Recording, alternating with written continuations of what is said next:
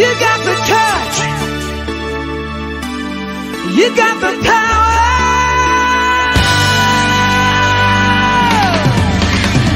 Yeah!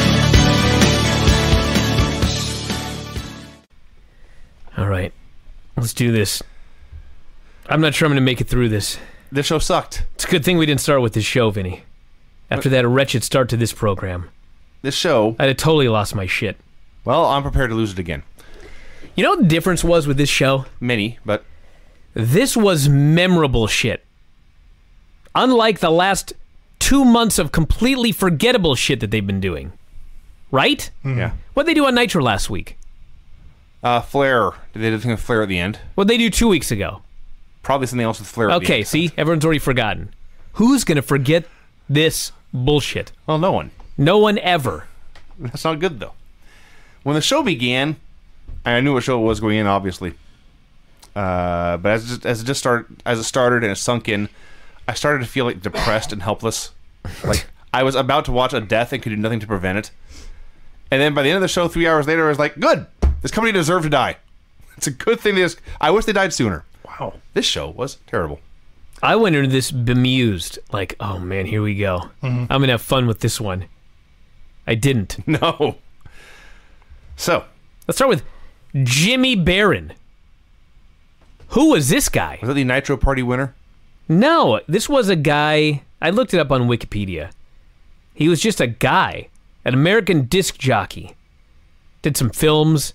He's the guy that interviewed the guy at the Nitro So what Party. is the Nitro Party? Yeah, but not the winner. I see. He was a random guy. They go, hey, let's go to Jimmy Barron. Well, yes, I'm there like, was- who? They go to a guy who then interviews another guy. fucking guy and his fucking friends. Were these the least likable Nitro Party winners of all time? I hated every one of them. Now, when they celebrated Goldberg going to jail, that's when I turned the corner on him. I like the random guy in the back just throwing popcorn in the air. Who does that? If I had been in the Georgia Dome, one of 40,000 people there, I think I would have left during the show so as not to be in the same building with this crew. Oh, come on. They're just fans who won a contest. Do not refer to them as winners, please. I will admit the LWO party looked more fun. Which is saying something. Slightly. What are you talking At least about? there was girls there. Yeah, there were a couple. Glacier versus Hugh Morris. They said this is the biggest crowd in Nitro history for this show. I actually don't think it was. It was close, but here's my question. Like, I know this is low on our list of worries, or a list of worries. Sure. Why the fuck did Hugh Morris just shave his head for nothing? hasn't You been- couldn't do a damn match. He hasn't been around in months. He just shows up bald for a match with the Glacier. Why is the Glacier funny? Funnier than just Glacier. Well, Hugh Morris squashed the Glacier. He did. There were some shenanigans with Jimmy Hart, and Hugh hit the moonsault on the Glacier and got the pin. Hey, at least we got one high spot, and it didn't go 20 minutes. And by the way, Glacier just back to being babyface? He is? I guess. I thought it was a heel here. I thought it was very obvious he was a heel. Isn't Hugh Morris a heel? He's a babyface. He is? I thought they were both heels. Fucking cares? It sucked. I seriously thought they were both heels. Well, Brian, you know this did not go 20 minutes, and that's true. But do you know what did go 20 minutes? The fucking recap of the Ric Flair thing last week. Yeah. Going back to the birth of Ric Flair in Minnesota and chronicling everything that happened since then in real time. Yes. Over. This just went on and on and on. We get it. He's in charge now. Whip-de-doo. They got 3 hours, dude. You'll be begging for this here in about 5 minutes. At this point, Richard M. Flair, as they called him, he arrives at the building. Well, first they claim we're going to hear from Hulk Hogan later. He is retired and moving into politics. And then the Horseman showed up. 20 minutes late, by the way. Yeah. Flair's first day on the job. Fit right in. Yeah. So he's got his family there. He's got Reed and David and Charlotte. Charlotte, Charlotte is the last remaining active Nitro wrestler. What, 13 maybe? I'm not going to lie, all right? I spent like an hour trying to figure out if this was actually Charlotte. How? She was 12, Craig. I was close. I said 13. She was 5'11". Yeah. Like, Well, she Oh, was yeah. wearing heels. I know, but still. I was like, she was as tall as her dad. this has to be Megan.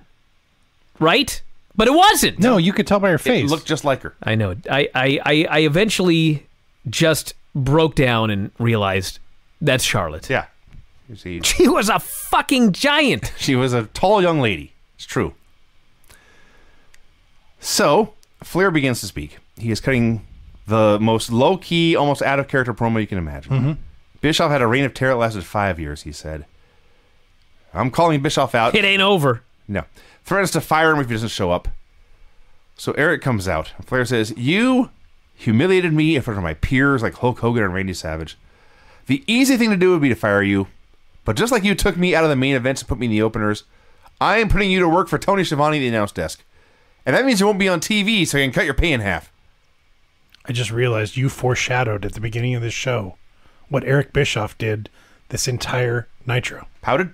Yeah. Maybe that's where Sat there and took off his headphones. maybe that's where I got my The difference is Vinny actually adds to the show. Fucking Hey. Eric Bischoff, what the hell is he going to add to this fucking show? Thank you, Brian. And then, furthermore, Tony Schiavone is so excited Yeah. to have Eric Bischoff in the booth. Yeah, he's his boss. I'm like, why? And then the entire 3 hours, they're begging for Eric to talk. Again, why? I'm like, why? Who gives a fuck? What do you want this fucking geek in the booth for anyway? So then they showed Bischoff firing Randy Anderson after his cancer treatment in front of his kids. Flair brought Anderson out, rehired him, doubled his salary. He thanks Booker T, DDP, and Schiavone, everyone who celebrated with him last week. Also thanks Randy Savage, knows they've had their, what was the word he said? Never seen eye to eye, whatever he said. But thank you for your contributions last week. And then he's going to book his first match. Oh my God.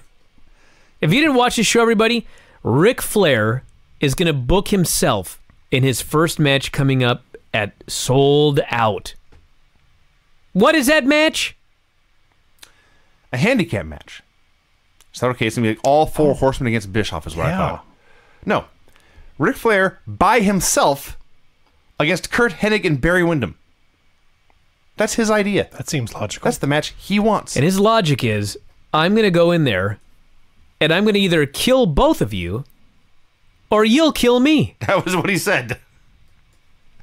yeah. Then, Seems legit. awkwardly, up steps fucking David Flair. It just begins. It's a good word for David Flair. Fucking? Well, He says, "Dad, I want to be your partner." I apologize. Should I try it again? Go for it. yeah, less Dad, enthusiasm. I've been watching your career since I was a kid. I can't do it. Your energy... is I not can't do it. It's the nervousness. He was very nervous. He had one line, and it was a lot for the young man. He said he'd been watching Rick since he was really young. He wanted to be his partner. Flair says, "You're not ready." Arn Damn right. takes the mic and says, "He knows what he's doing." What? Yes, I looked around in my living room. I said, "What? How do you know this, Arn?" So Flair says, "Okay." There's David and Rick versus Barry and Kurt.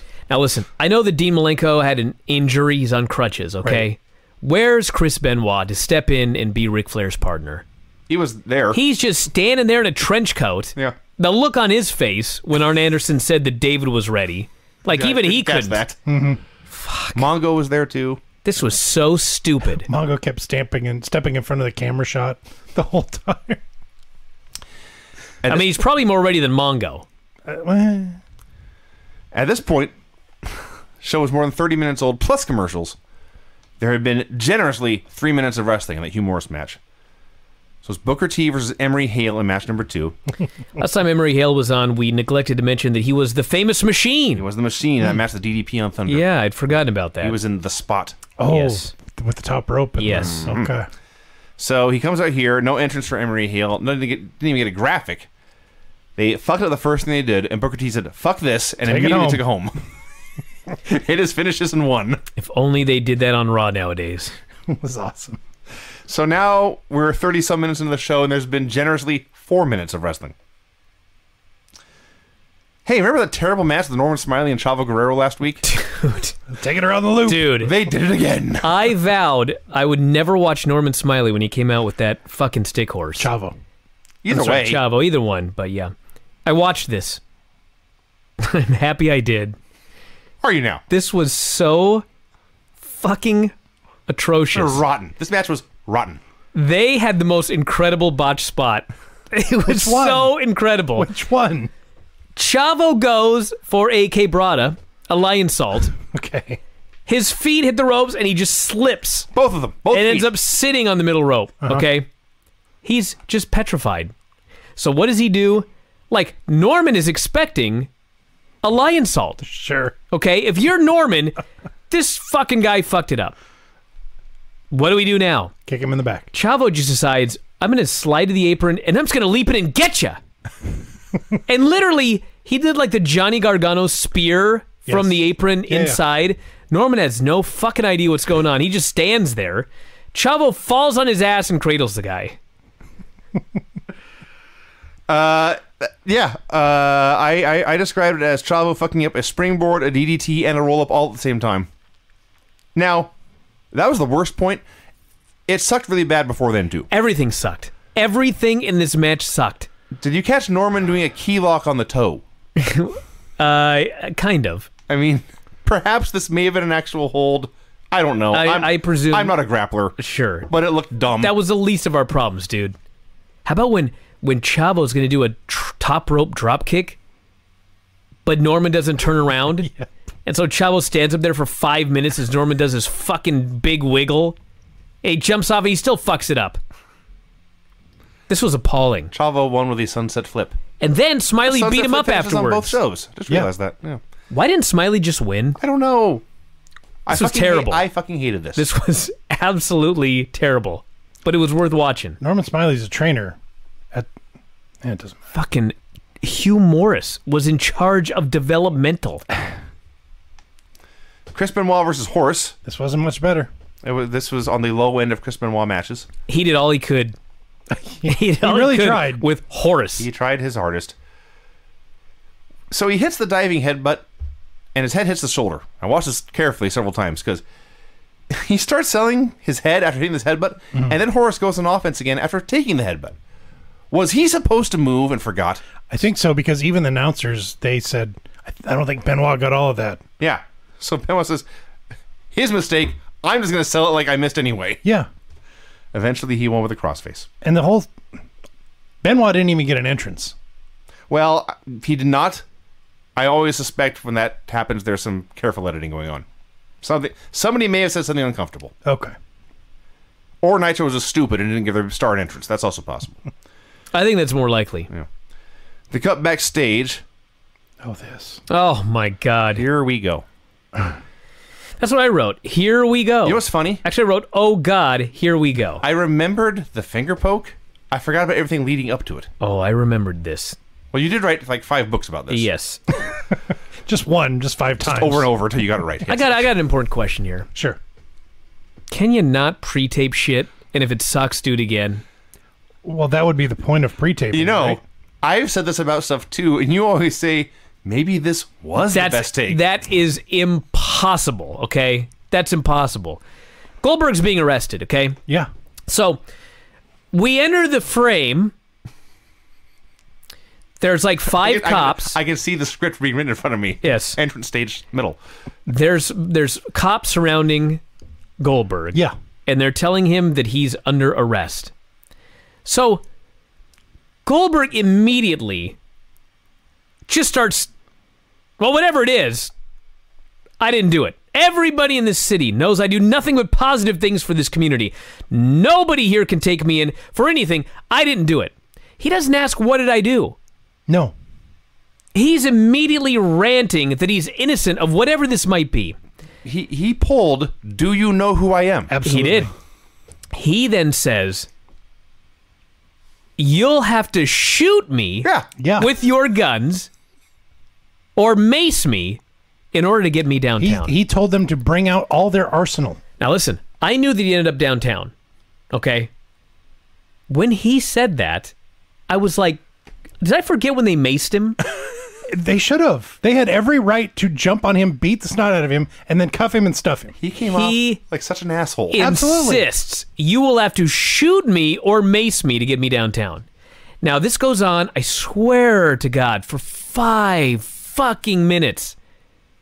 The cops say you got to go downtown. I'm not going downtown. You got to go downtown. I'm not going downtown.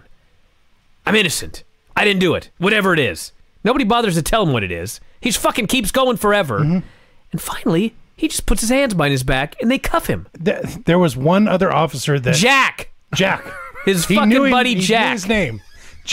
Jack finally was able to talk a little bit of sense into him, and then the next thing you know, they're going downtown. We go downtown. Well, as we shall see, they go to break. The only thing, let me say one other thing. The only thing that I can conclude. Goldberg, like if you've ever heard a Goldberg interview, I mean, Goldberg's the real deal. Sure. He's a straight shooter. He does tons of stuff for kids. He never gets into trouble. So they presented him with a script where he is being accused of being, as Hulk Hogan said, a sexual deviant. Okay? Right. If you saw the 24, every day he went to work angry. Yeah. He got this script. He fucking hated every last word in it, and he could not even attempt to deliver this. He knew what utter bullshit this was. That's what happened here. This could not be saved, and it went on forever. So after the break, he's still being led outside into the cop car. Kevin Nash arrives to harass the cops. Hey, I got a match tonight. You can't arrest that man. I'm going to wrestle him later. That was his argument. Yes. Clearly not a great law program in Detroit. So the cops drive away with Goldberg. Hogan shows up. Okay, in storyline, we are led to believe Hulk Hogan has abandoned pro wrestling for politics. He's going to run for president. Yes. And try to appeal to people to win a popularity contest to like him and win their votes. Yes. He laughs his ass off at the hero Goldberg being arrested. It's funny how they showed up at the exact same time as Goldberg was leaving. An amazing coincidence that is. I know. And he says, I believe men should be arrested if they're guilty. And he walks by Elizabeth, who's talking to two cops. Actually, what he said was, I'm a politician now. I believe he's guilty. Even better. Chris Jericho versus Saturn. Oh, by the way, for those of you unaware, the actual cop, Jack? no, the police station, Oh, sure. okay, it's fucking literally across the street. Somebody sent me the Google map drawing Yes. the dotted line showing here's the cop shop, here's the dome. Yes. Yeah, it's like it may be a 10-minute slow walk. I think it was 5. Now, Walking. They took him away in a car, and Yes. he came back in a car. yes, Okay. yes. Keeping all that in mind, Tony at one point even on this show says it's across the street. Yes. Because they're idiots. They're complete morons. Well, it was Georgia in January. It's probably not cold. I'm sorry. This is not like on Raw, they're fighting the snow. No. Chris Jericho and Saturn. The wrestling here was really good. Probably maybe the only good thing on this entire show. Saturn makes his comeback. He's throwing all these cool suplexes, and Jericho's all doing all this wacky screaming selling, and it's all a lot of fun. So Saturn tries Ikabrata again, the cursed move on Nitro today. And Jericho pulls the ref in the way. The ref goes down. Jericho hits a low blow on Saturn, and he is going for the Boston Crab when the ref calls for the bell. Didn't even get the hold on. This Dickinson-Saturn feud is the worst feud. There's never been a good referee-wrestler feud. No, but this this one is particularly horrendous. Actually, Beulah and Taz's manager. Help me. Bill Alfonso? Bill Alfonso. That was awesome. Well, that was a manager and another manager. Who I guess was a ref first. Yeah. Anyway, yes, Brian, the Saturn Dickinson feud sucks ass. Goldberg is at the police precinct across the street, as Shivani notes. Somehow, not only were the cameramen in the police station, but they knew where the cops were going to go before the cops went there. So they take Goldberg to an office. He's still cuffed. They lean him up against a back wall. I say Elizabeth Lebetsky has filed charges for aggravating stalking. Excuse me, who? That's what Goldberg said. He had no idea who Elizabeth Lebetsky was. They told him it was Miss Elizabeth. He does this eye roll. He tells them to do their job. It's not him. Hey, remember when I buried those dorks in the Nitro party? Do you know what they were doing in their Nitro suite in the Georgia Dome for what they said was the biggest Nitro show of all time? I do. They were thumb wrestling. Oh, really? They were Oh, man. thumb wrestling on TV. So I I got should so angry at this. I should note, by the way, that Elizabeth's real last name at this point was Lubetsky. She had married another man. So they used her real name here for this stupid fucking storyline. And by the I don't way, know that. And by the way, on this show, nice follow up with Macho Man from last week. He wasn't even on the show. No, And he's busy. he probably saw what was going on and said, "I want no part of this program." I'll see you all next week. Where does he fit in with Elizabeth at the cop? You know what I mean? At the Yeah, station. for me, I wanted to be any part of that see. storyline. And that, by the way, the Nitro party is when they said, what's your favorite part of the show? And one guy goes, when Goldberg went to jail. Keep him there. There were chants of free Goldberg and one guy who wanted Goldberg in jail. Did you know, apparently in Atlanta, if you accuse someone of stalking and the police are interviewing you, they will film this and show it on TNT. Yeah. Live. Well, it's a very important This case of any. seems... This is like when OJ was fleeing in that. Bronco. This seems white like Bronco. it would discourage people from reporting crimes. Which it should discourage them from committing crimes as Elizabeth well. was the accuser here. So, Liz says he's been following me in every arena we go to, every airport, the hotels, and the gym. And the cops say, let's go talk outside. I go to the gym and he's right behind me. That guy goes, well, do you feel threatened? She says, of course. The LWO party. Oh, my God. Okay, This was the most stereotypical thing I've ever seen in my life. You don't say. it's way up there. Hell of a party, though. Well, They had a mariachi. we band. want to get into the details first. I just want to say the big picture of what happened here was apparently the LWO threw a party. They invited a camera crew to come film it. And even though they came off looking bad, they still had the camera crew take everything away and edit it together. That's the upshot of all this. What I got out of this was, when I watched it, it appeared to me, the story is that Eddie is making all of this about himself. Yes. Yes. And the LWO is concerned that he's changed. Yes. But then at the end, they were all behind him and chanting for the LWO. Right. He is What? Drunk. I don't know. He is drunk with power and tequila. That's actually that happened. Yes. I have no idea what the point of this was or why it made television. So, well, let's begin because they gave it a lot of time, so we may as well get into It it. sure did. First of all, I've mentioned quite a few times here that even as this LWO thing has gone on, if you watch it, Eddie Guerrero is a guy from Texas. Speaking of a guy from Texas, this video was like the first crack at the Latino heat version of Eddie Guerrero. He did show more charisma here than ever before in his entire WCW career. Yes. That's a positive. So they're playing with the lowriders, and there's women here, and there's the LWO theme is playing, is what they play at their parties.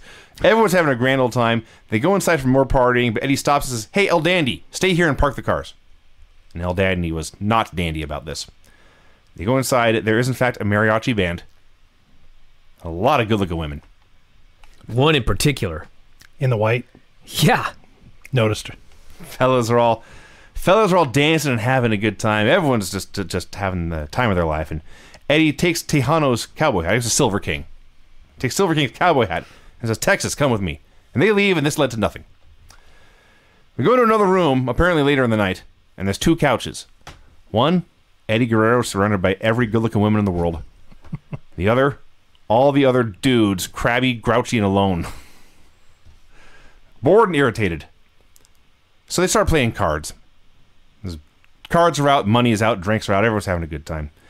Eddie shows up, orders Dandy and Damien go make some drinks, then takes their seats and their money at the card game. So guys start bitching about him in the hallway in Spanish. Psychosis, and I think Dandy and maybe somebody else was out there bitching. And then it ends, Eddie's outside. Now, he was giving a speech, and there were dozens of people chanting LWO, but I'm not sure there are any other wrestlers out there. No, they were there. Like Danny was Were they there. there? Yeah, it was Okay, I weird. missed That's why I was Because baffled. there were also a bunch of other random men. well, So the yeah. party grew. It happens when you have a party with drinks and good-looking women. Also, I don't even know if this is worth mentioning, but Rey Mysterio was there under duress. Well, yes, they showed Ray one time. It was the point where everyone was pissed off at Eddie. Yeah. So he fit right in, not wanting to be seen. That's true. Yeah. This led to Rey Mysterio and Kidman versus Psychosis and Juventud. The majority of this match was the announcers trying to get Eric Bischoff to say something. Yes. Yeah. What was Eric Bischoff going to say about this match? Kidman and Ray versus Juvi and Psychosis. I don't know. So Tony says, this will be a tornado match. There are no tags. This thing. You get in there, and guys stand on the apron and wait for tags. They do some stuff. It was boring. Nobody cared. A four-way broke out. Tony said, there you go. Tornado rules in effect. This was the point. That was the instant where I said, thank God this company died. Get that finger poke coming. I can't wait. Come on, guys. Dude, you got years. I know. So, Kidman accidentally hits Ray with a missile dropkick, and Psychosis is a Tijuana jam for the win. This was shitty. Nah, it was fun. I didn't have any problem with it. The finish actually looked like Kidman actually... This sounds great, Craig. This sounds like a great finish. The finish, Come on. The finish actually looked like an accident. You know, a lot of those things, the misdirection spot when somebody gets... Maybe it was. Who knows? I have no idea. It actually looked like... If you're saying it looks sloppy and out of control, I agree. I mean, the match was a little sloppy, That's not what I'm saying, but it was but yeah. fun. I enjoyed it. You're saying it looked believable. It looked believable. So Exactly. it made Kidman look like a geek, is what you're saying. Yeah. No, I'm saying... was an that idiot. The heels got the better of him and outsmarted him. So they're geeks. All right. Can we move on to Goldberg at the precinct? Must we? He says, listen, dude. God, I hate this. We're I booked hate at the this show. same arenas every week. The company books the hotels. Of course, she sees me at the gym. She's a member there, and I own the I gym. own the gym. That was his best line. Yes. He says, what gym? And they give him the name. The Obaki gym. Obaki Gym. He stops, looks at them. I own it. See? This wasn't... Listen, the stuff with Goldberg and Liz, it was okay until the end. I'm going to tell you why it was okay, all right? Okay. Because if you've ever seen Liz, she's always so nervous and uncomfortable. Okay. And in this skit, she had to be nervous and uncomfortable, so she was perfect. I like the point where she... The payoff blew, but we'll get to that. I like the point where they asked her what was Goldberg wearing, and she came up with red tights. Red That's tights. coming up here. That's coming up. Yeah, there are like 8 of these segments. Yeah, that's coming up. Mean Gene calls Nash out for a promo. Nash says, Goldberg was screwed at Starrcade. I think Hogan's behind all these hijinks tonight. I know Flair's in charge. I got a favor to ask. I want a match against Hulk Hogan tonight. And he's sure to add, it'll be a warm-up. I'll still face Goldberg for the world title. So Flair appears. Flair agrees with Nash that Hogan is the one behind all this mess. He says, I have confirmed that Hulk Hogan is still under contract. So if Goldberg can't make it back to the building, then Kevin Nash, you will face Hulk Hogan instead. And I said, wait a minute. That's not what Nash said. You've changed this mid-promo. Someone screwed up somewhere. Yep. All right, so now we're back to the cops. And now Liz is here. This was when the cop says, Liz, can you repeat everything that you've claimed? Mm-hmm. I'm a bad speller. I need to write it all down. So she says, I was at a Coke machine getting a Diet Pepsi, and he was right there. He was in red tights. He follows me to arenas and to Bill Goldberg. Don't gloss over this. William Goldberg wearing red tights and presumably nothing else. Well, later she said, I saw red. Yeah. I don't know what color the tights were. You didn't envision Goldberg I saw red. walking around a gym in red tights. I just figured he forgot his and borrowed Hogan's. Or Kane's. Sure. She says, he calls and hangs up before he says anything. Yeah. He calls, Right. but he hangs up before he says anything. That can happen. How would you know? There were no I'm a cell stalker. phones, Vinny. How do you know it was him calling? Oh, yeah. Oh, my God. You're the worst detective. I am. I'm the victim here, she says. Do you understand that? And she's checking her watch. Which apparently we later find out she stole. I don't know from who.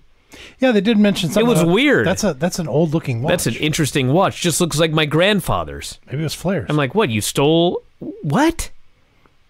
Listen, the cliche here is that I've seen, this is acting bad enough like to be in a porn film. I've seen some pornography in my life. Tony, I believe you have as well. What? I've never seen acting this bad in a porn movie. She was starting to go off the rails. Them and the cops, or her and the cops. This was unwatchably bad, Oh, no. but I loved it. It wasn't that bad. It got bad later. It was terrible. I cringed the entire time. Oh, how about this Hogan promo? Me and Gene calls out Hogan. He witnessed this sexual deviant Bill Goldberg being escorted out of the building. And what really makes him sick is that big, tall spoon, Kevin Nash. Spoon. A big, tall spoon. Spoon? Who the fuck knows? What was he talking about? A big, Don't know. tall spoon. He's thin and round at the top? He says, I'm going to have my final match ready for ever this. tonight. I'm going to win this match, retire as champion, go on to become president, and you'll call me Hollywood Hogan, the big bad wolf. And he goes, oh! He did. That's what happened. What in the fuck was his promo? Again, Seriously. he's still trying to be president at this point. Random. Did you notice when he came out, they played the NWO theme, but you can still hear Voodoo Child underneath it? Yeah, I did notice They that. got lazy this week. Then he's leaving, and Tony says, you know, we're live tonight. Something nobody else in wrestling can claim. So if you're even thinking about turning the channel, fans, do not. That's what he says, exactly like that. If you're thinking of turning the channel tonight, fans, do not. We understand that Mick Foley, who used to wrestle here as Cactus Jack, is going to win their world title. Then he says, huh. Just like that. Huh. Yep. Appalled. That's going to put butts in the seats. That happened. He actually said harumph. I just didn't know how to say it. That's what he said. Harumph. Oh, God. There was a point earlier, by the way, when Bischoff first showed up at the desk and Tony starts giving him instructions on how to be an announcer. One of the things he says is, put on these headphones. You're going to have 4 producers yelling at you all night long. They're going to tell you to say things that you have already said. You'll protest. Just say them anyway. Welcome to working for WCW. Earlier today, Chris Jericho was shown sucking up to the ref who disqualified Saturn. He specifically told him, you have to show Saturn who's in charge. Disqualify him as soon as you can. And he did. Scott Steiner versus Conan. So Scott cuts a promo. First, he offers to fuck all the women in the crowd. He claims that since he won the TV title, WCW can't censor him. He says, I'm out of control and I'm out of my mind and I love it. And I cannot be censored. That's what he said. So Buff steps in. This was January 1999 in Atlanta. Atlanta's football team was doing very well at the time. And they had a dance called the Dirty Bird. And Buff begins to do the Dirty Bird. And everyone boos. And then Buff grabs his heart. Not making fun of Ric Flair. Making fun of the Falcons coach Dan Reeves, who in real life had triple bypass surgery to save his life just a few weeks prior. Wow. Yeah. Buff, by the way, wearing a sleeveless leather onesie. Well, yeah. Dude, he has a top hat with a portrait of himself painted on top of it. I understand. That's much weirder. I don't know. The leather onesie with no sleeves is pretty weird. I don't have one. Can we move on here? So it's Conan versus Scott. Conan got less blown up than usual this week. Had the line about Mick Foley winning the title. He says, this Raw show is taped. This Cactus Jack, who used to wrestle here as Cactus Jack, I fucked it up. He's going to win the world title. Then he pauses and says, that's going to be their world champion. Fuck yeah. He regretted this for 19 years. Well, he regretted it as soon as he said it. Foley's talked about it, because Foley eventually confronted him, and Shivani apologized and said he was what he was told to do. Which, as he noted earlier on the show, he says things that he's told to say. Yes. Yeah. Regardless, Conan goes to the Tequila Sunrise. Buff hits the ring for the DQ. And the fake ref runs in, declares Steiner the winner via submission. They worked Conan over for a while. Nobody from the Wolfpack or WCW bothered to come out and help him. This was shit. Speaking of Wrath promo, So, Wrath comes out to talk. has a man's voice ever not matched him more than Wrath? Mike Tyson. I don't know, dude. He sounded like an Armstrong brother. He's very southern. Before he talks... Wrath! That's the way Mike Tyson sounds. Before he talks, he's making his way out, the music's playing. They're still trying to get Bischoff to talk. And they mentioned Goldberg, if he has anything to say about that. And Bischoff says, just like this, Goldberg's jailbait. Excuse me? What? Do you know what jailbait is, Eric Bischoff? Because I would not use that term to describe Goldberg. So, Wrath says he's been playing through competition for months. I've been playing through competition for months. People want to see a meltdown. There's no competition, even though Nash beat him a month ago. Dares anyone to come fight him. Out comes Bam Bam Bigelow. So you get Bigelow and Wrath. Can you believe that they just made this match out of nowhere on this show? I enjoyed this. Dude, What? Wrath versus Craig. They clubbered each other. I was in. I When was Wrath happy.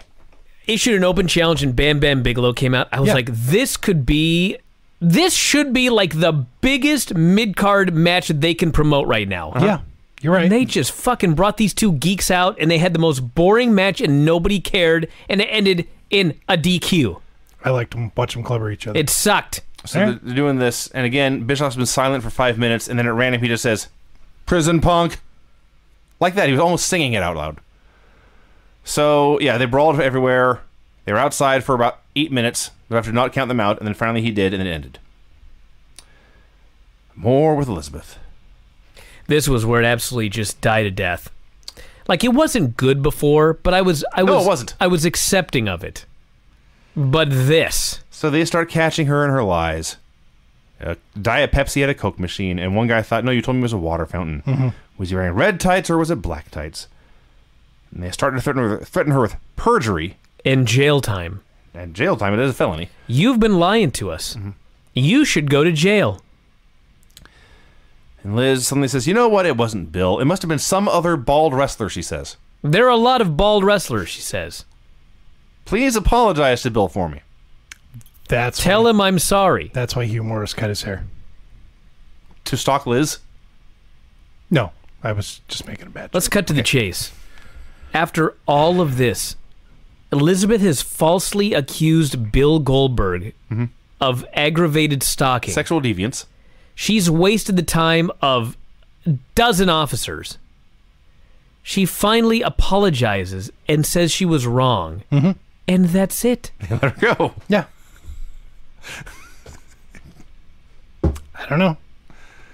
I thought it was funny when they cut back to the arena. Tony had the temerity to look surprised. There's no consequences for what Liz did. No. No, I looked this up on the internet, findlaw.com. What she did was a misdemeanor. Up to a year jail time. up to. They just let her go. I hated this. This was stupid. This company deserved to die after this. At this point in the program, Eric Bischoff began to snore. He could not have been the only one. On that note, DDP wrestled Brian Adams. Hey, listen. People buried DDP for scripting his matches. But this guy got a decent match out of Brian Adams. Until the pile driver. More power to the guy. I mean, it sucked. They fucked up the finish. Try to see what was decent about But it. I mean, per Brian Adams standards, this was an okay match. I will say this. It's not Paige's fault. They booked him with Brian Adams and gave him 15 minutes. That's not his fault. There's no way it was 15 minutes. Was it really? No. It was There like was- 5. A long bear hug. Some other stuff. Every few minutes, Bischoff just says something random and not connected to anything. Tony speaks, and Bischoff says, "By golly." Which I guess is something Shivani says, and he's making fun of him. It just creeped me out. So Paige fights off interference from Vincent, hits the diamond cutter for the win, and I will say this. People went apeshit when the hero hit his move and won. It was like they were really, really eager to see the stars of WCW go into battle and come out triumphant. Huh. Maybe they're just glad it was over. Also possible. They totally botched that finish too. Well, Brian Adams did. They took the cuffs off Goldberg, so we're taking you to the Dome. 30 minutes of TV time in his car to get to the Georgia Dome. 5 minutes away. I hope he can make it. Across the street. So the main event is Hulk Hogan versus Kevin Nash. Hogan comes out in jeans, boots, and a short-sleeved rash guard. Boots with a heel on them. Yeah, Cowboy boots. Yeah. they explain this is his street clothes. Hey, I buy that. The man wears a do-rag every day for the past 30 years. That's true. Have you seen it anyway? Kevin Nash comes out. First of all, I have seen this as a gift before. The most ridiculous pyro display of all time. It becomes self-parody to the point where there's sparklers and Yeah. bombs and shooting stars and everything's going on for minutes. And he turns around and looks at it like he can't believe it's going on this long. And then he turns back and points at Hogan and they zoom in. It's still going off. The pyro just goes forever. It was like a finale of a Kiss show. Yes, actually. It was massive. I did not write down all of Buffer's introduction, but I had to note Although he is a native of Detroit, Michigan, his accomplishments and glory in professional wrestling make him a citizen of the world. He's so bad. What? A citizen of the world? Yeah. So Scott Hall comes out. They're buddies now, which actually were by the end of the show anyway. Yep. So Scott Steiner's in Hogan's corner. Scott Hall's in Nash's corner. They all go down there. Fans are chanting for Goldberg as the bell rings. They stall for a minute or two. They do a stare down. Nash pushes him into the corner. And Hogan pokes him in the chest. Nash takes this giant bump. Biggest one he's ever taken. Hogan, I believe in the newsletter, Brian said it was like he'd been shot by a sniper. And Hogan covers him, and the ref counts 3. Now, of course, I knew all of this was going to happen, so I wasn't watching anything they did. I was only watching the fans. Nash takes his bump, and no one can figure out why. So they all jump up in confusion. They don't cheer. There's like one guy who cheers. Mostly they just all stand up, arms down at their sides. And then the ref counts 3, and they remain standing, arms at their sides, mouths agape. They've just been fucked. All 40,000 of them. This was so hilariously, laughably awful. It was so bad. This was their plan. Yeah, this was in Atlanta, the home of Bill Goldberg. You sold 38,000 tickets to see Goldberg perform. He gets sent to the cops, down to the precinct, and then he rushes back here at the end. So they've just changed the title. They fucked the fans. Hogan's the champion. Now it's Goldberg's chance. And what does he do? Goldberg runs out. He runs wild a bit. Hits all his big moves. Nearly kills Nash with a super kick. Yeah. He goes for the jackhammer on Hogan. Now, there's 4 guys out there, so Lex Luger's run out to watch his back. But as soon as Goldberg goes for the jackhammer, Lex turns on him. Lex lays him out. They all gang up on him. They put him in the torture rack. He's still got the cuffs on, so they cuff him to the ropes. They've got a taser now. They tase him again. And they tear off his shirt and they spray paint him. NWO for life all over his back. It's like, okay, we've seen this 100 times before. Then Hall and Hogan get the bright idea, hey, let's paint his head. Let's paint Goldberg's head. They spray black paint on the back of his head. And then Hogan just puts a red stripe right down the top. Bill Goldberg did not know this was coming.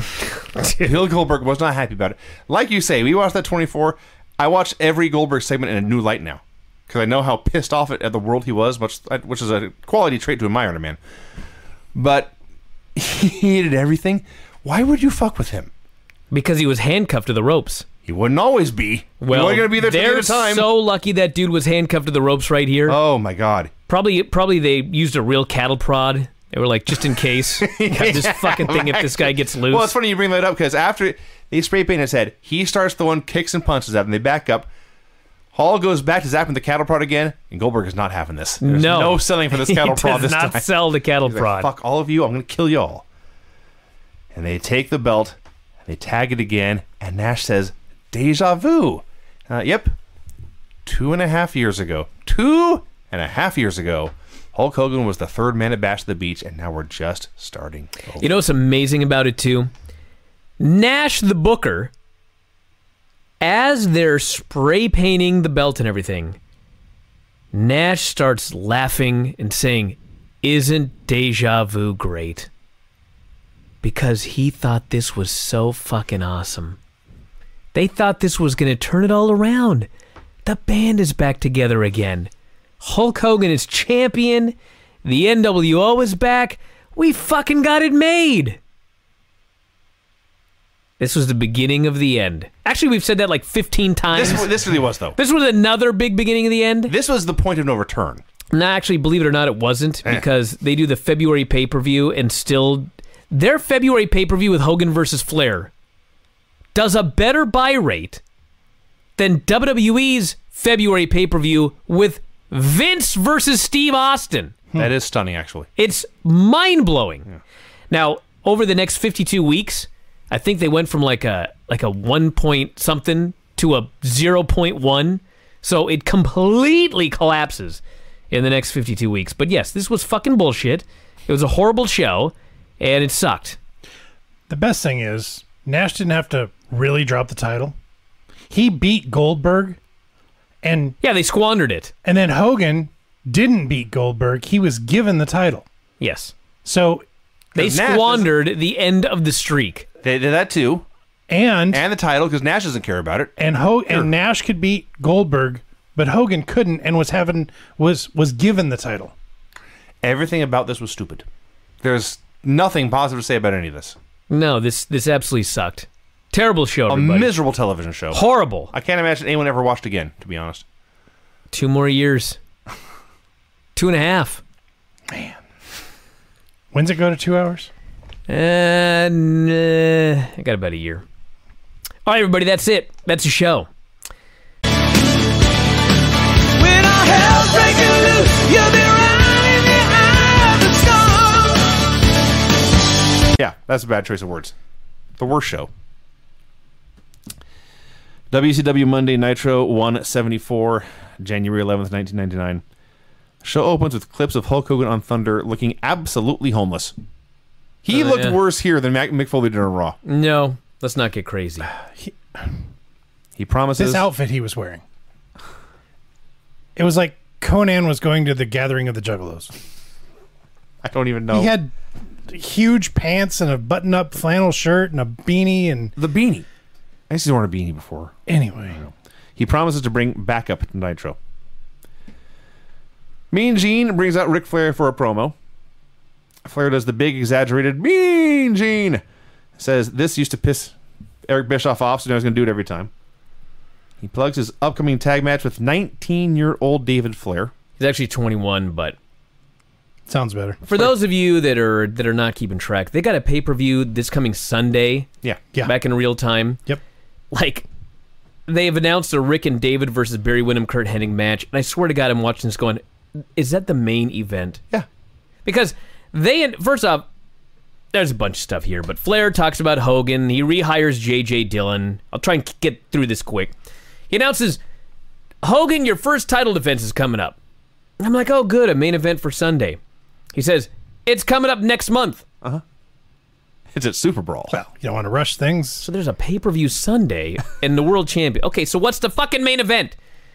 So they go on, and finally JJ announces it's Goldberg versus Scott Hall in a ladder match with an object hanging from the ceiling. What object, you might ask? Well, I wrote down every single thing that they referred to this object. They referred it It took them to many yes, tries. as I fuck it up right there. They called it a stun stuck, a stun stick, a cattle prong, a cattle prod, and a stun gun. And a taser. Okay, it's 6 things. This is not the best promo of J.J. Dillon's career. For you song makers out there, you know what to do. What? Make a Oh, song. that'll be awesome.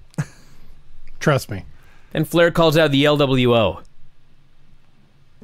Eddie, by the way, just got in an auto accident.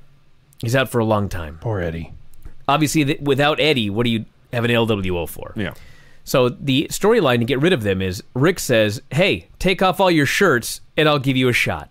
Okay? Actually, what he said was, I'll give you money, cars, and women. Okay, money, cars, and women. So obviously they all take off their shirts. Which they had, but Eddie was hoarding the week before. Except Rey Mysterio Right. will not take off his LWO shirt. Now, for those of you that don't listen to this show, the fucking storyline is that Rey Mysterio is a member of the LWO under duress. Right. He didn't want to be in the LWO.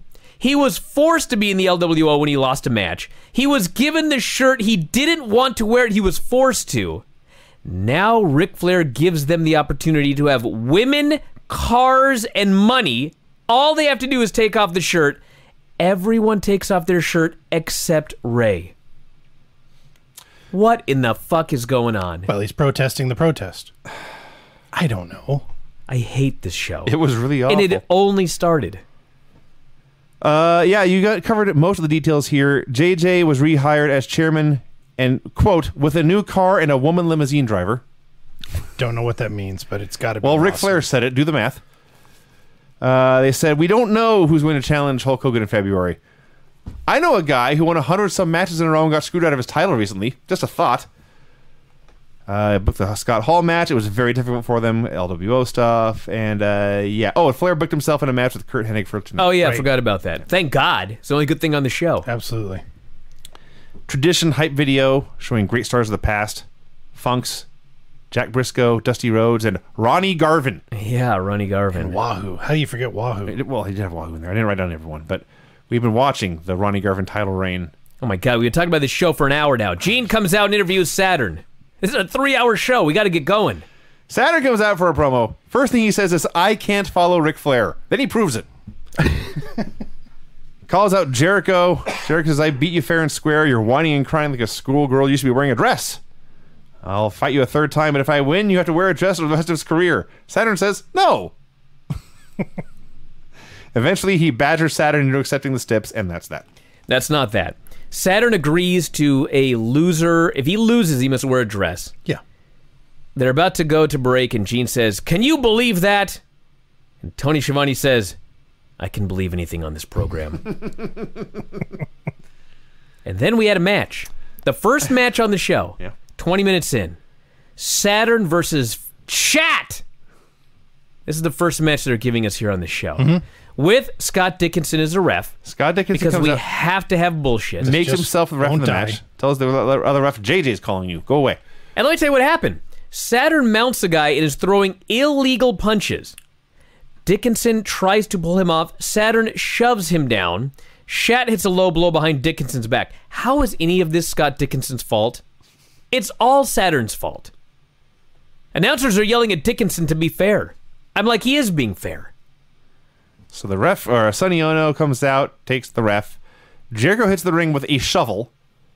Hits Saturn with a shovel. A legit shovel. Because his whole thing was a burial. Boom. Psh. Saturn falls into Dickinson and says, hey, you fell into me, I'm disqualifying you. Cat's the winner. Okay, that was at least funny. If you're going to be a heel ref, like, be a heel ref. So Jericho then attempts to put a dress on Saturn, but they clearly did not rehearse this. No, Like Saturn's three- helping him. Like 3 minutes go by and they're still trying to get his head through the sleeve. Yes. Exactly. And they gave up and Jericho just left. This is like me trying to dress Paisley. She does not like getting dressed. I see. Well, who does? Clips of Flair cutting Me. a promo on Bischoff on Thunder. Opening Nitro credits rolled. Bischoff goes to whatever his new job is. He shows up at WCW offices. Gets out of a limo. There's a green Jag in his parking spot. Money green. Money green Jag. His card won't let him into the building. He has to yell at him to open the door. As he walks in, just by the entranceway at random, Nintendo 64 with WCW NWO Revenge playing. No way, to this day, I could just walk by and not pick up a controller. Bischoff is rude to all the new staff. Flair is fired. They make him wait in the office all day. He goes on a rant about how he was there in 1991 when Flair and Jim Ross, who he says by name, were running the company and couldn't get 400 people in a building. Finally, they say, Flair will see you now. Flair's taken over Bischoff's office. By the way, when they say Flair will see you now, a woman comes up, looks just like Linda McMahon. It's Janie Angle. They called her Janie. She was Eric's right-hand woman in this company. She knew everything. All the contracts, where the bodies were buried. So, Should get her on the show. hated Eric. She wanted to quit, and so she called WWE. They were going to hire her. Bischoff found out, gave her this gigantic raise to stay and not leave. So when they're going to the back, Eric's like, did Ric Flair give you a huge raise and now you're living in your big house? That's why. Eric gave her that raise. So, Flair's in Bischoff's office, I keep saying office, whispering. This is like the worst Ric Flair promo ever. I can hear half of what he said. I'm going to make your life miserable for 90 days. He's got a box of Bischoff stuff in the office. He says, let's go outside. It's time for your next venture. And they go out there, and Bischoff is confused. His car is gone. The limo drives away. And Flair says, that's your new job. And he points to the ring truck. Bischoff stops, freezes, drops his box of stuff, and just stares. That made me laugh a lot. So Bischoff is now part of the ring crew. He has to ride with this guy from Atlanta to Knoxville. He gets in the truck, and they drive away. There was good stuff in here, but this went like 3 times as long as needed. Dude, this went like an hour. It was way too long. But this thing did like a 6.2 rating. Wow. This quarter hour. The funny thing is, in Flair's office, there was a coat rack, and on the coat rack was Flair's rope. Yes. He wore his rope to work, apparently. Absolutely. Yeah. Mean Gene is back to call out Chavo Jr. and Pepe. Another stupid interview. How many interviews are on this show? All of them. Lots. With Chavo. Chavo wants to have a birthday party for Pepe the horse. So they're a cake out on a table in case you can't see where this is going. Norman Smiley comes out and says, I'm upset that you didn't invite me. Let me repeat that. I'm upset that you didn't invite me. Chavo replies, hey, you weren't invited. We know. So Norman offers a handshake. Pepe accepts. Norman lays out Chavo, puts his face in the cake, lands on the table. Table won't break. Norman takes Pepe. They go through the parking garage into the parking lot. There's a wood chipper there. He throws the horse in the wood chipper. He's destroyed the horse, Tony says. Don't all stadiums have a wood chipper out back? In a list of crazy things seen on Nitro shows, That's fair. you could call any landscaper and say he'll give you $200 to be in the parking lot in an hour. Is it time for a wrestling match, guys? You know, everybody thought that I was just going to be so happy that Pepe was destroyed and I would love this. I hated this. I'm so sick of this. Pepe was involved.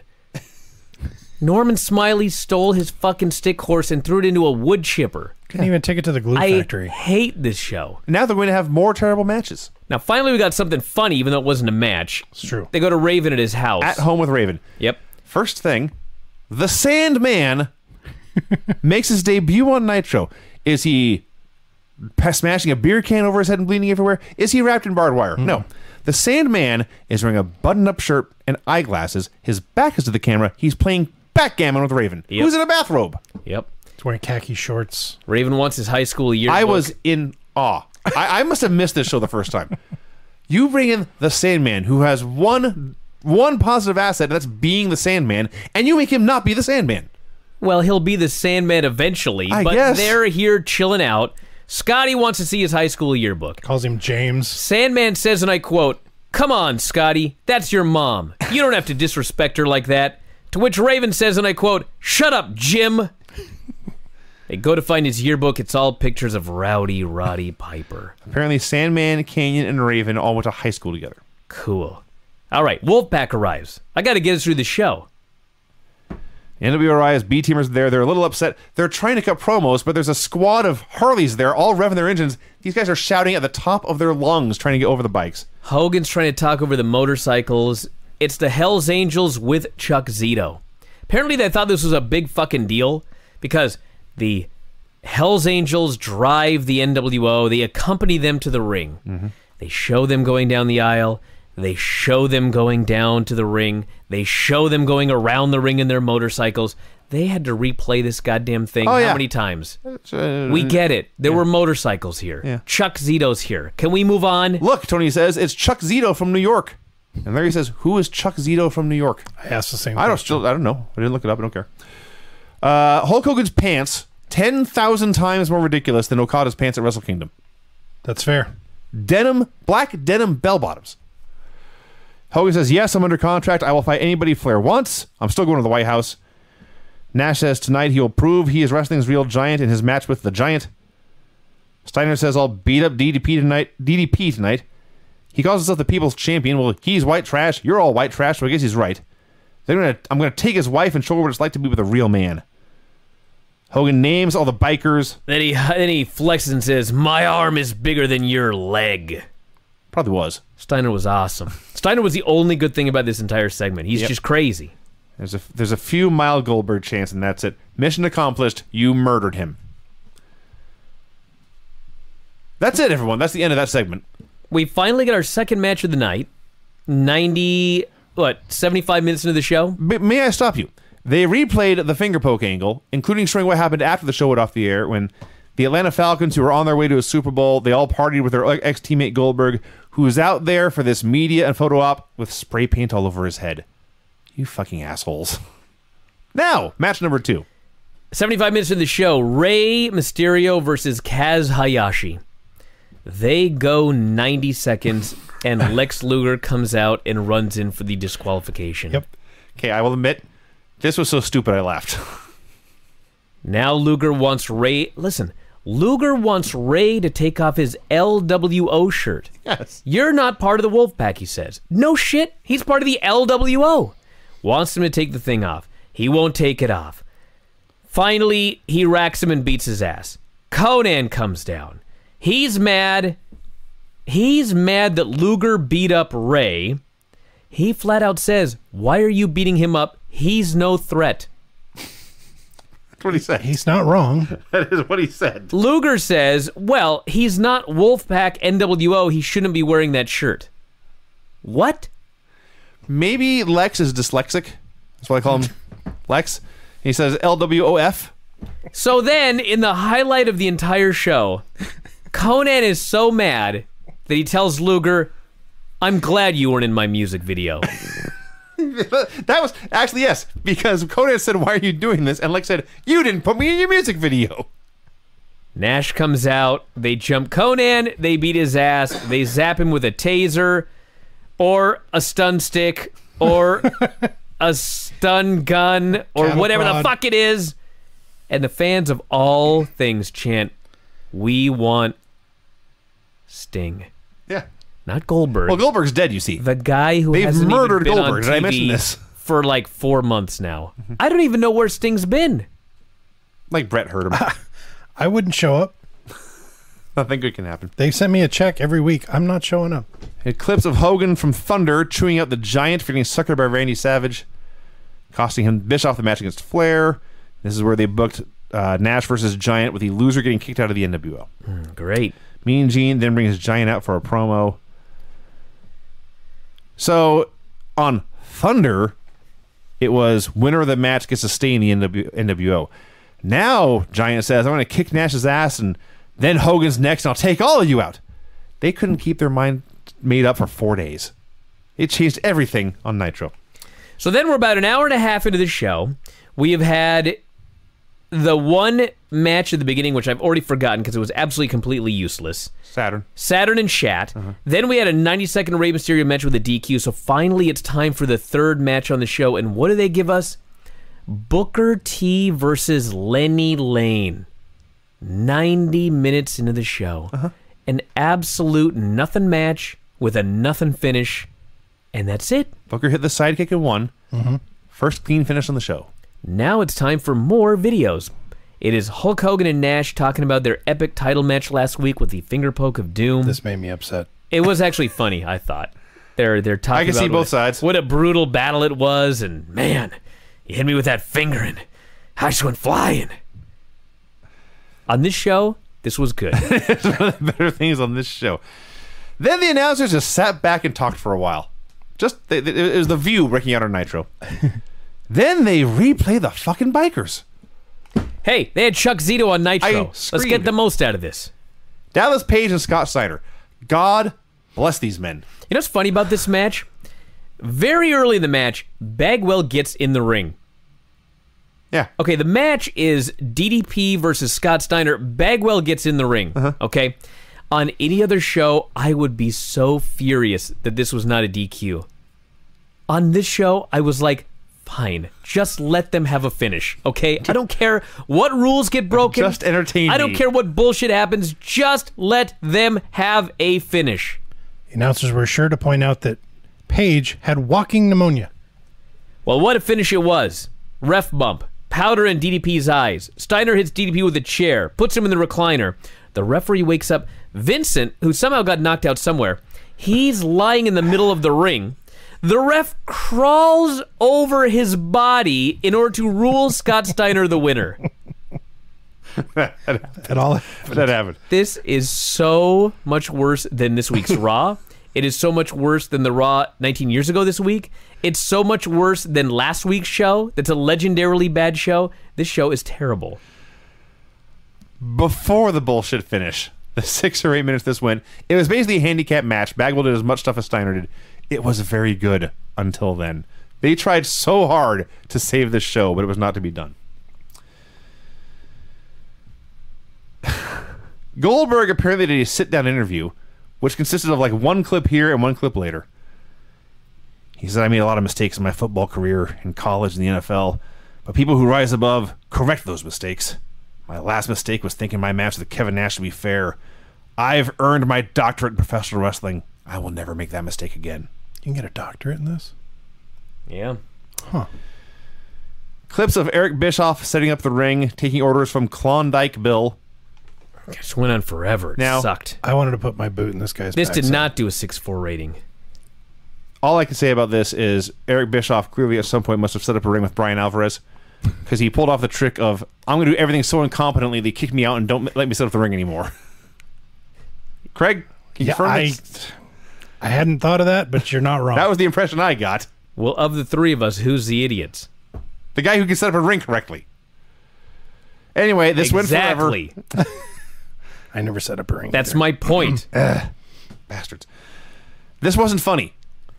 And by that I mean this segment here with Eric Bischoff. Our conversation here is actually very funny. Vinny's very bitter about all these years setting up the ring because he didn't figure it out.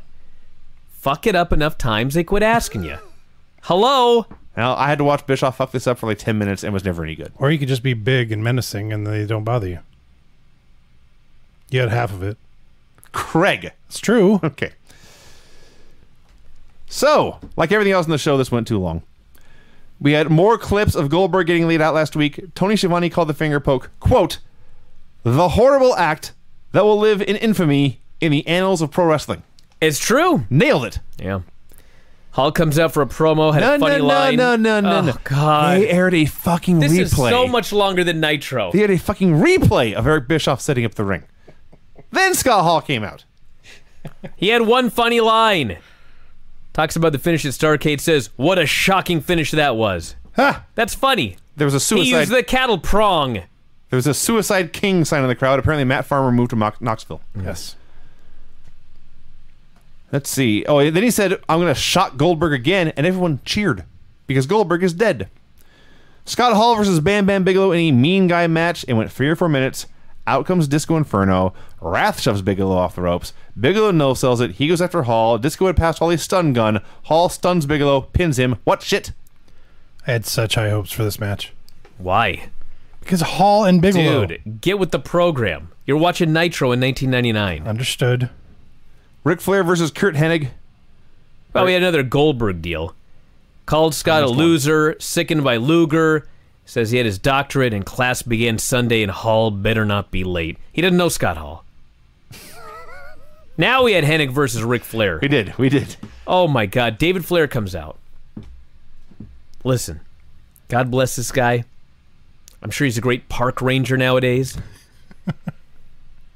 He's out there in his street clothes. He doesn't even look like a fan. He looks like a park ranger. He's below fan level. He's a guy that the fans would be bullying. He's all skinny. He's wearing some stupid outfit. His cheeks are rosy red.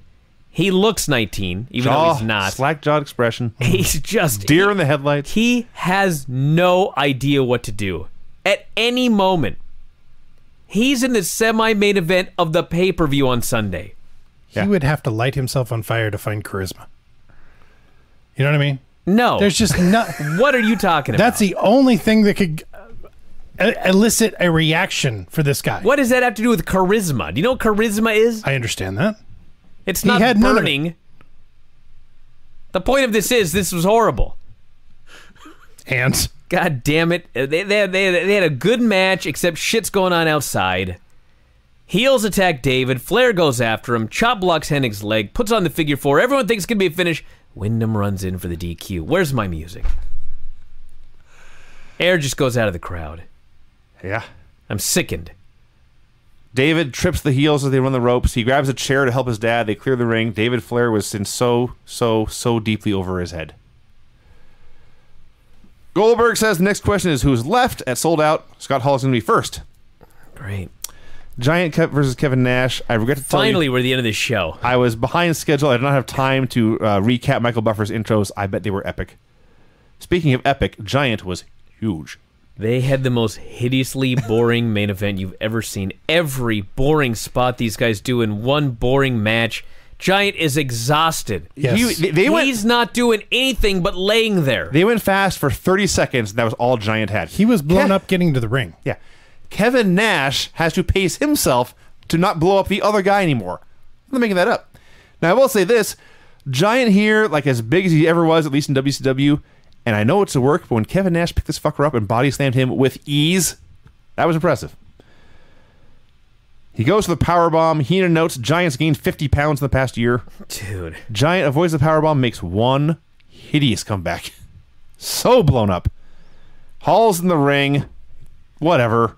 They're just doing stuff. And then Nash grabs the big-ass wrench Bischoff had earlier. He levels Giant with it. He pins him. Bischoff joins the announce desk to dub Nash the NWO Corporate Giant. Everything has to be corporate now. Well, what he did before he announced the corporate giant was he said these words. The Titanic just sank. Say hello to Kevin Nash. Well, that's kind of amazing. You guys didn't gloss over when Bischoff was putting the ring up, he used a wrench with a blue handle, and that is what. Yeah, it couldn't just be any random wrench Kevin Right. Nash found in the ring. No. It had to be Bischoff's magic wrench. Yes, yes. That's the one he used to cheat to win. Yeah. And they stunned Giant with a stun gun. They spray painted him. He's in WWF in like a month. I can only assume this is finally his last appearance. Right? I hope so, dude. We're asking the wrong guy. You would think you'd be losing weight when WWE wants you to come. Hell no, he's getting bigger. And not in main events. They did more to push him on his way out the door than they did when he was on top. They even gave him pyro on the way out. Well, the idea is you make him a star, then you beat him. Then he leaves. Now, usually the finishers report on Nitro is boring. This was not a usual show. This will be quick. I might add, by Kinda. the way, NWO spray painted the giant afterwards. Yes, they he did. tagged him. Not his head, though. The finishes on this show were disqualification of the wrong guy by a crooked ref. Disqualification when Luger interfered a minute in. Clean pin. Submission after interference by 2 men, a ref bump, powder, and a chair.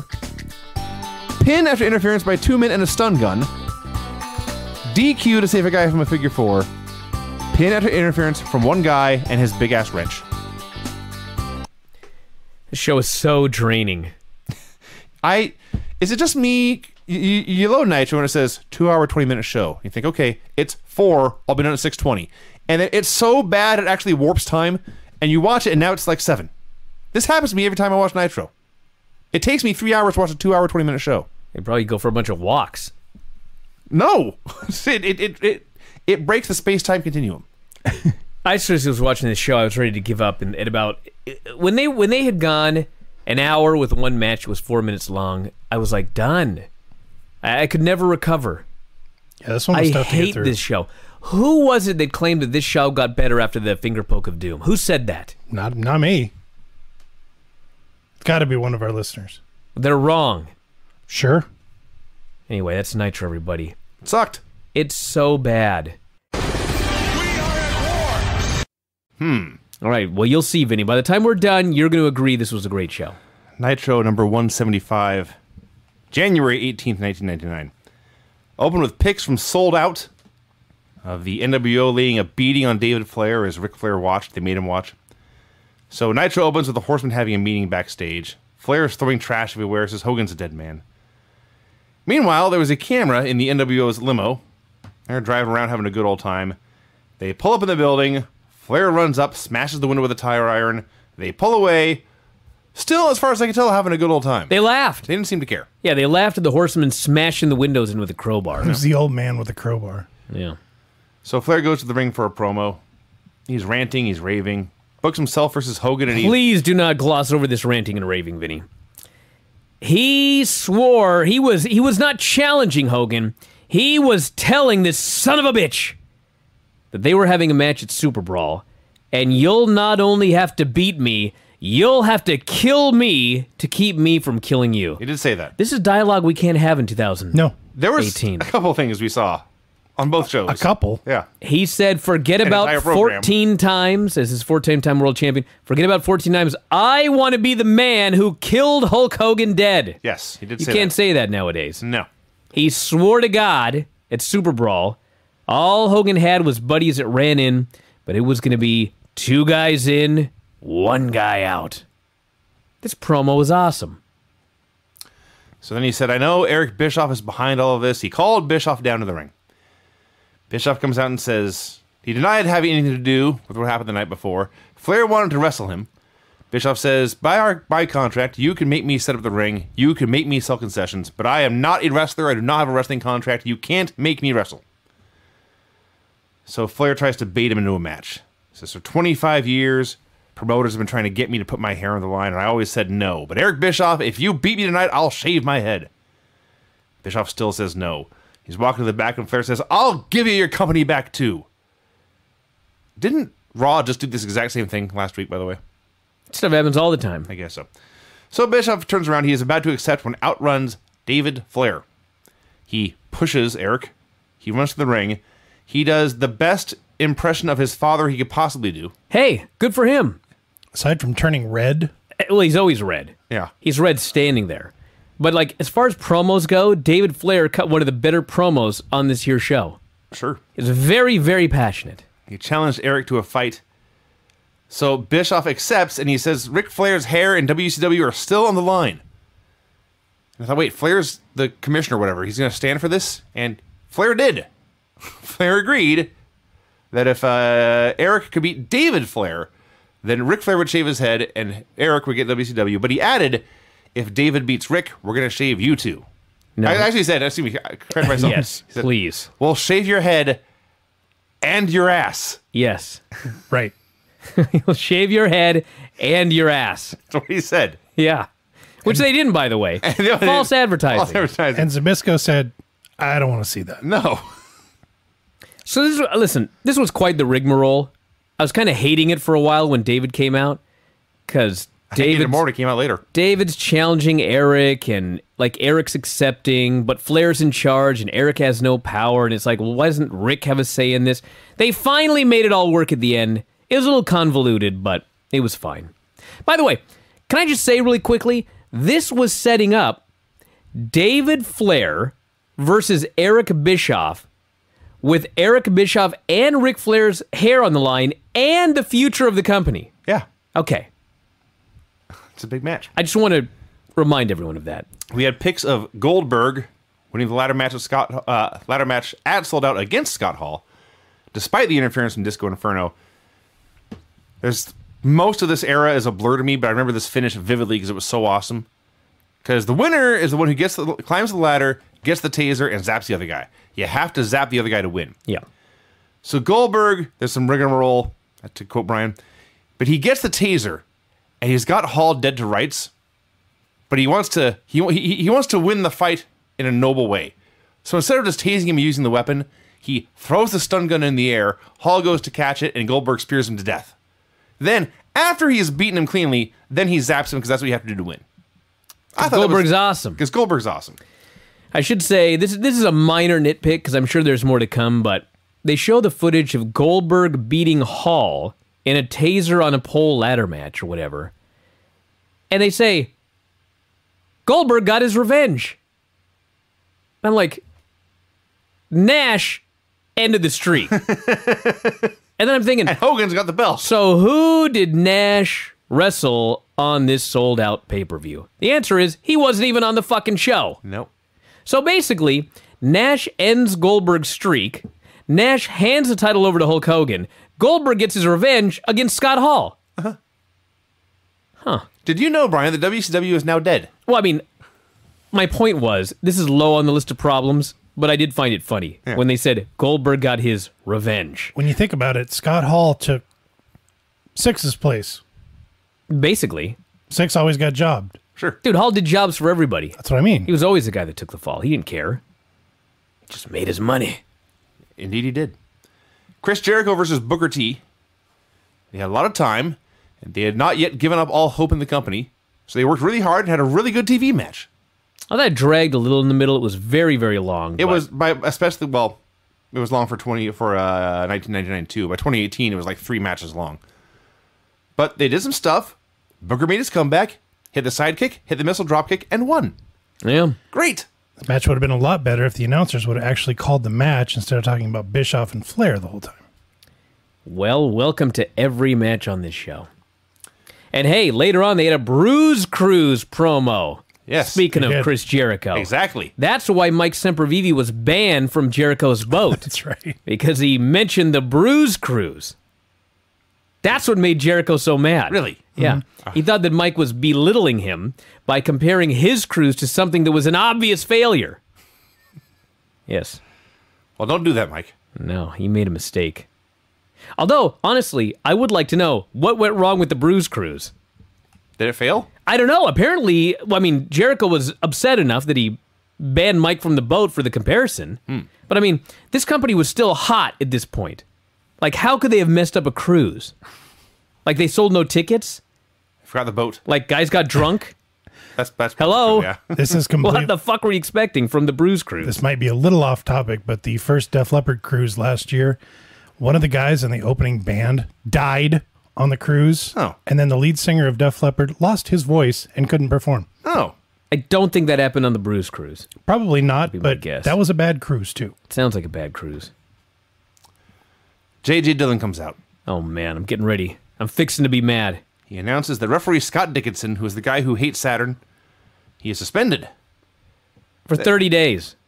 30 days. That's the payoff to this angle that I've had to watch for like 2 fucking months now. He's just sent home. JJ says, I want him to sit at home and think about what he has done.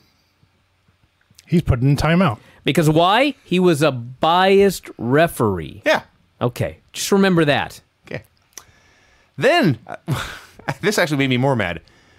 JJ says, I would really like to book Scott Hall versus Goldberg versus Bam Bam Bigelow in a triangle match. Well, go ahead. What's stopping you? And then I mean- by the end, I guess he did. I guess he still has power, or he's been given his power back. Then he announced the David Flair Eric Bischoff match that had already been announced 10 minutes ago. Well, what he said was, my father, as you know, Gene, is sick in the hospital. But he loves Nitro. And I believe my father will be well on the road to recovery if he sees David win tonight and Bischoff gets his head shaved. Okay. It's just your dad's life at stake. I mean, that was weird. But he won. Yeah. Like, Does Dad kick out too? I don't know. They replayed the entire Bischoff Flair's segment, the whole thing. Oh, here's where I lost it on I was the going to show. say, defend this show, Brian. Okay, Yeah. I can't defend this, but it's like one thing out of the show. Okay. Rey Mysterio's doing a promo backstage with Gene Okerlund. Gene says, Ray, why didn't you get rid of the LWO shirt when Rick asked you to take it off last week? Now, just in case none of you have been paying attention, or if you just started listening to this fucking show, okay? Eddie Guerrero forced Rey Mysterio against his will to join the LWO. In a mocking manner, he got him a 5XL shirt on Rey's 5'2" body to make him look like a child. He forced Rey to do this against his will. That's the storyline. Rey responds, I felt it wasn't time for me to take the shirt off. These are my colors, he says. This is my brown pride. Fuck you. Like, fuck you. Did I miss a year of shows? No. Did I miss one show? No. Did I miss anything? No. They challenged Lex Luger. Yeah. Why not? Okay, the show turns around after that. This was awful. Not immediately after that, because first we No. actually had the match. Oh, God. Okay. Yeah, the match that could have been built up for weeks and months. First hour. No. That's not the problem, Craig. You don't think so? First of all, there's so much wrong with that. Well, let's start You with... want to build this as a thing, and then when fans pay to see it, you give them this? Well, that's Well, true. How about we start with, this is a match with hairs on the line, the future of the company on the line, Eric Bischoff, Ric Flair, David Flair. An hour in. Yeah, It's not even the main event. Like, that was my when they complaint. came out, I thought, okay, well, some stupid angle must take place. And then they do it again at the end of the show. Sure. Fuck no, this is it. They did it an hour in. Yeah, They have the most horrendous match you've ever seen in your life. it's pretty bad. It like- was so awful. I know that I've said before that, Charmella and Jenna was terrible, but like nowadays there's so many untrained idiots in the ring that it's worse now than it was back then. Fuck, was I wrong? This had to be the worst match I've ever seen. This was worse than Jen and Charmel. Somebody on Twitter goes, have you ever given a minus 6-star rating? Well, if there had been a thing in 1999, this is it. This fucking match. David Flair. I can only imagine the sold-out match. I haven't gone back and watched it. How the fuck did David Flair do anything in that match? This guy stands there with his arms down and his chin out. Yes. And he just paces around the ring. Eric Bischoff is there in his fucking point karate stance. They dance around. Bischoff throws the goddamn worst kicks you've ever seen. He would not have. This is a cliche, but it's true. This fucking guy would not have cracked an egg. He hits David. David falls on his fucking ass. All of a sudden, David stands up, and I can't even. Thank God this is being filmed because I'm gonna recreate this punch. I want everyone to imagine this. Okay, make a fist, but now like open your fist so you actually have a flat fist. Okay, and now he didn't go forward. He didn't go down like a chop. A chop? He didn't even really do it like a haymaker. He like put his arm out to the side, and then his arm like went down like an arm wrestler, and he bonked Ric Flair on top of the head, or Bischoff. Bischoff falls on his ass, and he was pinned. Yeah. Yes. What in the fuck? And then they reveal Randy Anderson slipped David Flair a roll of fucking quarters.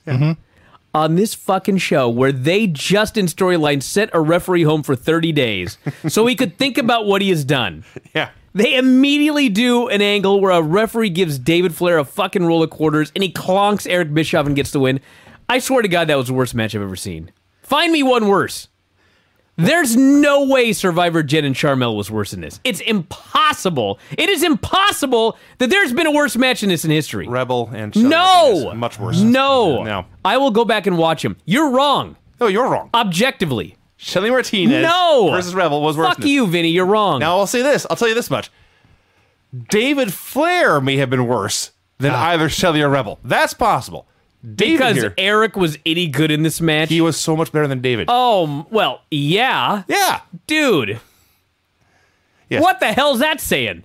David Flair was the worst wrestler I've ever seen. That there. Yes. Okay, can we agree on that? That way I can agree. Okay. When Brian says he had his hands I'm sweating down, like a fucking pig. when Brian says he has his hands down, he literally had his hands at his side. He aggressively had his hands down. Yeah. He wasn't a guy that didn't have them up. No. He put them down. He put them down. It was so weird. It's like he'd never been in a fight in his life. For a fight. Well, that's obvious. He'd never been in a fight, never been in a boxing match, never seen a fight, never been in a wrestling match. He's standing there with his arms at his sides, leaning in with his face. This is a poor stance for anything. He'd never been Debate? collegiate match. He'd probably never ran. Collegiate? What? How would he even get out of junior high wrestling? Did you watch this match? Of course. How the fuck would he get into college wrestling? I said he did not, Brian. Oh my God. So Eric's I don't throwing think he's done anything athletic ever. That's clear. So Eric's throwing his kicks. They're not very good. But he throws them, and David proceeds to stand there leaning in with his face. Still. Didn't attempt to block a thing. No, it does not block or sell until eventually he just collapses. And then the ref passes him the coins. And you may have been too kind, if anything. I was too kind. If anything, to this punch. That You know what- shot to the head, I was too kind. Do you know what this was, Brian? This was a classic example of a whatever you're doing with your arm, stop it punch. Yes. Yes. Whatever it was that you did with your arm Yes. was way better than this. Oh, I don't know. But this is Dude, if Richie would have been in the back and he would have saw that, He would have he'd have hit the ring. Absolutely. sugar hold to hell. He'd have been fired. He wouldn't have cared. He'd have hit the ring. I don't think. I'm pretty sure David hit Eric. It wasn't like with his hand. It was like the middle of his arm. It was, Just this was the worst match and ever. then he pinned him. And I like this show. So the Horsemen come out. They all give Bischoff a buzz cut. And it was funny because he goes from having long black hair to short white hair. And it was hilarious. Amazing how that works. They give him the clippers. They're not like shaving him bald. No, They're at like number 3 or something like Basically, that. yeah. So basically, he went from a guy with a horrible haircut and dye job Yes. to a very distinguished looking gentleman. It's a much It's like, vast how improvement. the fuck was this bad for you? The announcers are like, hey, he looks better now. This was amazing. But hey, you know what? A happy ending. And then And JJ's father on the road to recovery. JJ's all best wishes to Daddy Dylan. And then Bischoff comes to, he's picking his hair up off the mat and screaming, and then they randomly played Giant's Laugh from the Dungeon of Doom music. I loved when he picked up his hair off the mat and tried to put it back on his head. It never works. Jericho is sucking up to JJ Dillon backstage. He says, I beat Saturn last night, so Saturn has to wear a dress. And JJ said, yeah, and he did. And Jericho said, no, not past tense. I beat him. He has to wear a dress in perpetuity. I think it was 30 days. It was not one night. No. So he rereads the contract. JJ does. Saturn runs up or walks up and rereads the contract. Jericho runs away, but is still shouting in the distance. And JJ says, man, I'm sorry, Saturn. I should have read this contract more closely. What a horrible GM. Well, Vinny, to be fair, he just got rehired. It's possible a lot of this was done, before he... I see. All right, regime. He was, that's fair. Yeah, former regime. They go to the announcers say, that damn Chris Jericho found another loophole. Yeah, loophole in Loophole? the contract. He put a clause in the contract, and his opponent and the company were too stupid to read it. That's not a loophole. Conan comes out for a promo. He split from the Wolfpack. They booted him out. Yep. He declares Nash and Luger to be Punk Mark Bustas. Yes. They're in cahoots. He threatens a potential drive-by. Yes. You never know when me and my buddies might pull up next to you. This is such a I'm like, what? it's such a weird mix of literal threats of murder and just the silliest insults. Yeah. He called them Punk Mark Busters, said they're in cahoots Yes. with Bischoff and Hogan. It's a whole crew of strawberries, Threaten a drive-by. threaten a drive-by, and then tells them to toss his salad and peel his potatoes. Yeah. I know what one of those is. Tony's disgusted. Do you know what it tastes to disgust Tony? A lot. So then Conan left. Usually more than this. We had pics of Miss Elizabeth helping Luger beat Conan at Sold Out. Speaking of Elizabeth, by the way, I realized that here in storyline they're not a couple anymore, but remember when Randy Savage made his big return? Yeah, 2 what weeks the ago? hell was that all about? 2 weeks ago. Yeah, he showed up with 23. Gorgeous Mission. George and has never been seen again. Yeah. Great follow-up, guys. Mike Enos and Bobby Duncombe Jr. versus the Faces of Fear. This Okay, match. Brian, Yeah. What do you want out of me? are you sure that David Flair had the worst match on this show? Oh, not even close, Vinny. This Listen, was I'm going really to put this bad. over a little bit, okay? Why? I'm going to tell you why. How? I watch 5 hours of first run WWE every week and pay-per-views once a month. Everybody does the exact same match. Yeah, to avoid matches like this. Babyface shines, dive, commercial, heat during the break, come back, blah, blah, blah, blah. Meng and Barbarian sell a little bit and then do whatever the fuck they want. Awesome. No. Now, granted, this was not one of their better matches. No. This was not a classic. Well- They ain't going to the Hall of Awesome today after this showing. But, I mean, come on. I've seen worse. At least Flair and Bischoff was short. Well, this was definitely not short. I'll give you that. No. And at no point was it any good. Oh, I enjoyed it. I did not. It wasn't bad. Now, before we get to the match itself, I should No, add. you're wrong. It was bad. No. It was extraordinarily They're bad. savages. That's their gimmick. What do you want out of them? They had a savage match. They threw around big dudes, grunted. Were you a big fan of the part where Meng threw a kick that Mike Enos didn't know was coming? So Mike didn't sell it, and Meng fell into the ring on accident? Was that the cool part? No, but I liked it. They just kicked him again. Yeah. So I will say, How about when Meng just grabbed Enos and gave him a pile driver? No build, no reason for it. He did a stuffed pile driver. Okay, here's what happened. Here's exactly what happened. Enos gives Barbarian a pile driver. We're 30 seconds into the match. Enos gives Barbarian a pile driver. He turns around. Meng does his kick. Enos collapses on Barbarian. It's a near fall. We're 30 seconds in. Yeah. Cool. There was another pile driver later. Hey, listen. It goes on. I've seen worse. It's fucking forever. The crowd is just, they're cheering for the local sports team because they're very bored by this wrestling match. It breaks down into a four-way, and I do mean it broke down into a four-way. Here's where I said, end this fucking match right now. You got guys just rolling all over each other like a playing Pigpen or something. One of the worst tag team matches I've ever seen, I wrote. Oh, get out of here. Then they went to a split screen. Then he's Get not out wrong. of here. Start watching Raw. They went to a split screen to show Hogan arriving and seeing Bischoff's new haircut. and then thank the Lord above.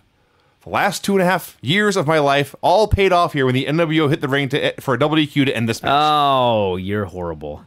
Appallingly bad. And by the way, this was supposed to be the first match in the first round of a tournament to crown new World Tag Team Champions. Yeah. Because Thank God nobody moved on. because we They can do it again. Because we all forgot who was champion. Do you remember who was champion? It was like Giant and Scott Hall or something. Craig, who do you think it was?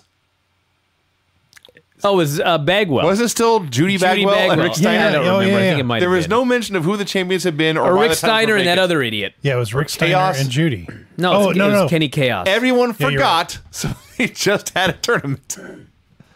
Yeah, well, hey, cool. Disco Inferno and Wrath. No. Oh, Nash I'm trying to announces move on. after this beating, there will now be no tag team tournament. And if that means no more matches like this, great. Hogan promises that somebody's going to die, and apparently it's Ric Flair. Was it Super Brawl or Uncensored?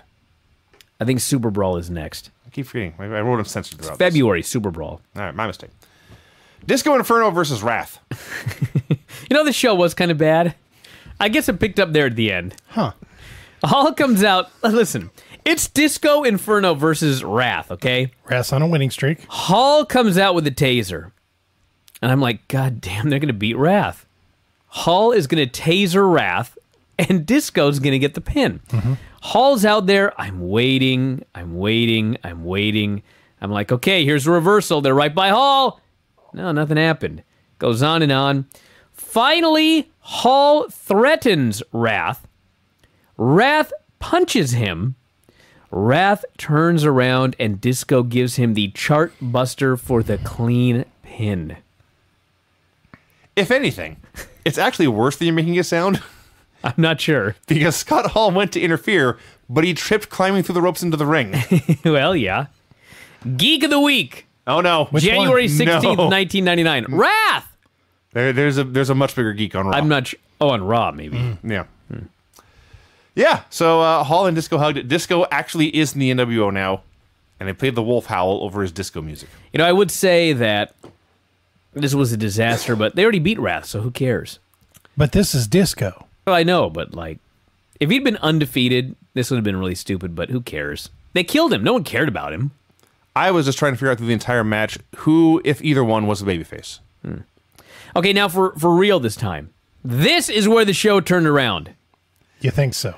The Nitro Girls were dancing. Oh, Brian is appalled at Wow. Craig's defiance. I gasp. The Nitro Girls are dancing when Scott Steiner comes out to fuck them. You laugh. That's exactly what happened. That's what he wanted to do. Yeah. This is his stated mission. We'll not wrong. we'll get to more into that later, but that's basically what happened. Vinny is not prone to subtlety. No, I get to the point. What subtlety? That's exactly what happened. Why would we be subtle about it? He wasn't. No. So Kimberly tries to pull the women to the back and just get out of here, and Steiner's sure to say, I beat your husband like a dog. They go to commercial, and they come back. Steiner and Bagwell in the ring. Steiner is still looking for somebody to fuck. Yeah. This man had... He may have taken the wrong uppers before the match. So, he buries Saturn for being ugly and wearing a dress. The fans are chanting steroids the entire time. We get Scott Steiner I thought it was ironic. I just wrote about the geek of the week, and then Steiner comes out and he's talking about the freak of the week. So he There's said in his promo. it's a whole line of Yeah. blank of the week we can do. So who comes out but Saturn in a dress? Gets in the ring. Steiner Probably cuts a wasn't what he was promo. looking Did you catch Buff's line? Because Buff is wearing a hat where it's got like a mask and like tentacles on top. Yeah. Yeah. And Buff's line is, that dress looks almost as ridiculous as my hat. Steiner calls him gay. Uh-huh. Saturn attacks him. And they had a good match. They had a fun Yeah. fight. This was the best match on the show. Yes. What was better than this? I like Jericho and Booker better. No, but this was way better. This was for This was argument. Steiner does a leapfrog. Wow.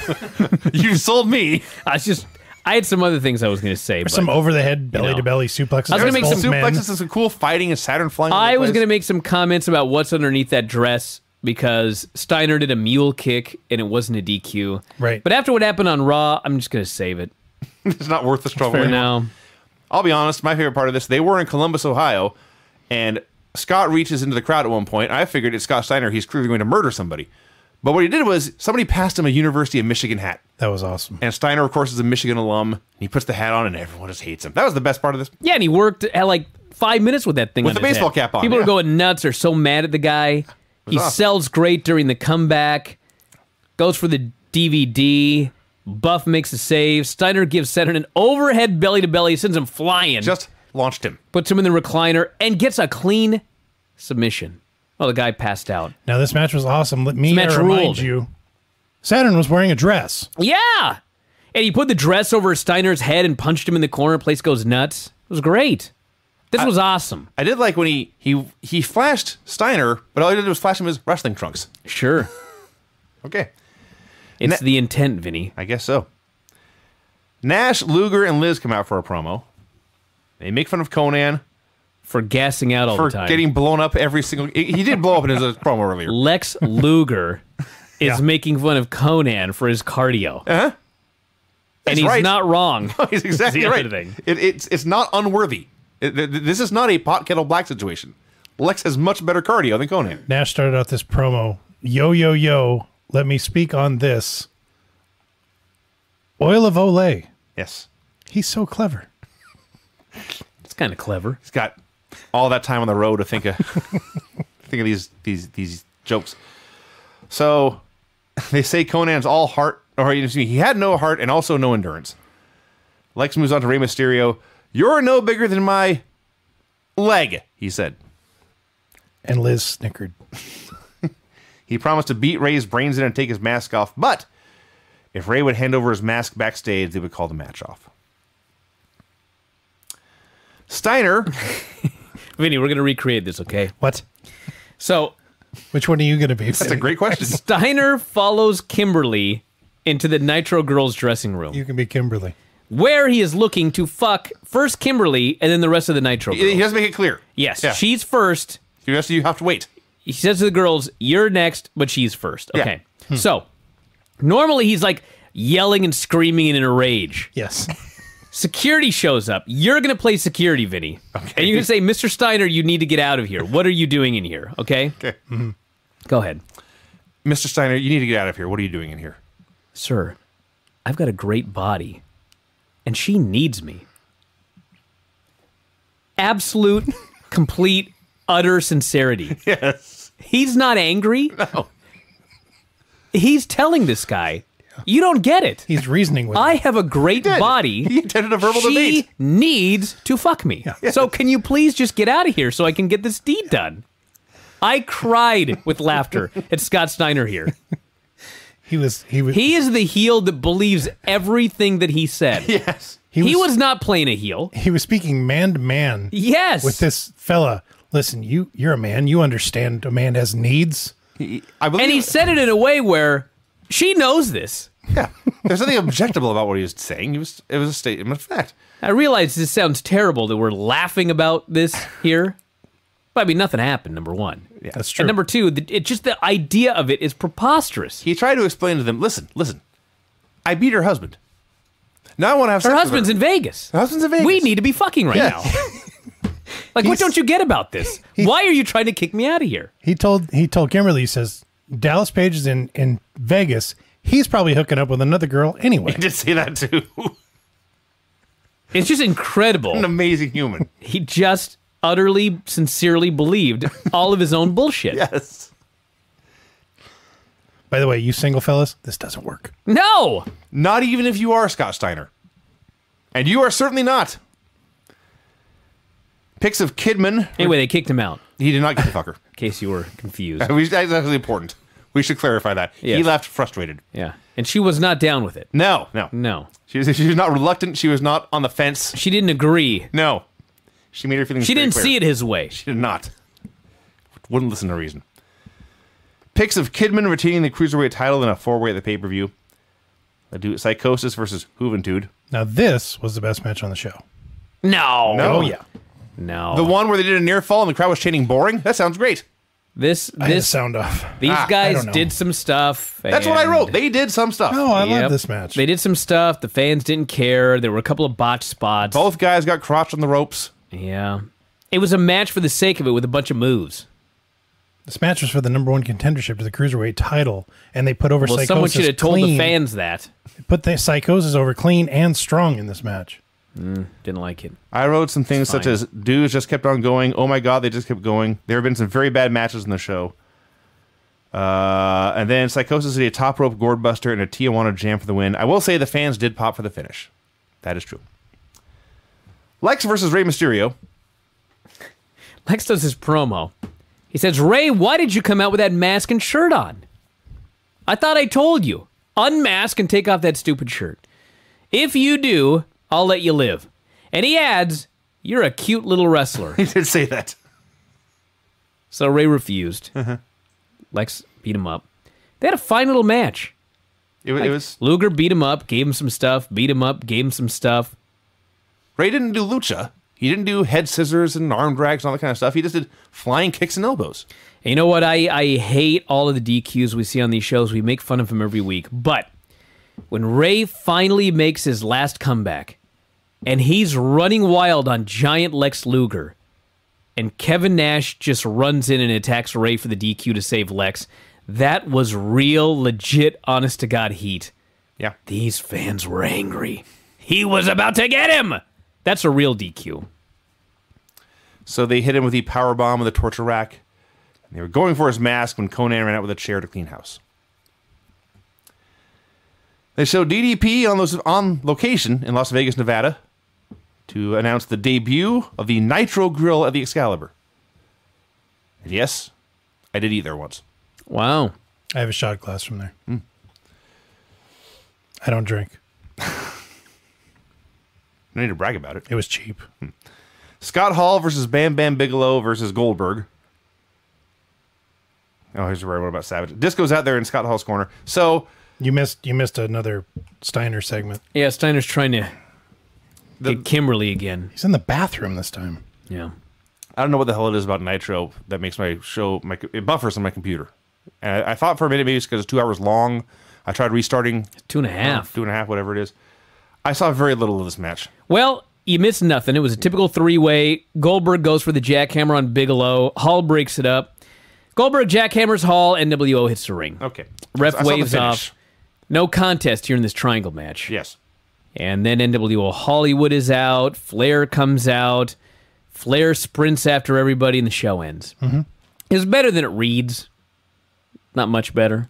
It was pointless. This wasn't a great show. Someone needs to go back. It was better than last week. Yes. That I and the agree week with. before. Yeah, it was better than My Nitro's been standards a while. are so low now for Nitro. Nitro's been very bad. Someone needs to go back and tally what the rate of was DQ finishes in the main event of Nitro. It's got to be 80%. Dude, 80%. It's got to be like 98%. I can't remember one. There's not many. Except when Goldberg beat Hogan. gonna That's say, like that the was the last last one I one. can remember. That was in July. Yeah. You got your Oh, yeah. I have my Jeremy report Craig. ready to go. Thank you, Craig, for reminding me. Yep. Well, let's go. The finishes on this show were clean pin. Pin after a guy hit a guy with a roll of coins in the worst match of the hour. DQ when the NWO hit the ring to put a stop to the worst tag team match of 1999. Get out of here. Pin after failed interference by a guy with a taser. Submission after interference. DQ due to run-in for no reason. DQ due to gang run-in in a three-way. Man. At least there was no drive-by yet. Well, not yet. been threatened. You got to build to that. All right, Raw. WCW drive-by. Vinny, let's get going. These two shows. Nitro. Yeah, we always start with Nitro. God. We just WCW started here. Monday Nitro 176, January 25th, 1999. Show opened with clips from Thunder. Let's start by saying, by the way, this fucking show was so bad for 45 minutes. It was so horrible for the first 45 minutes. Yeah.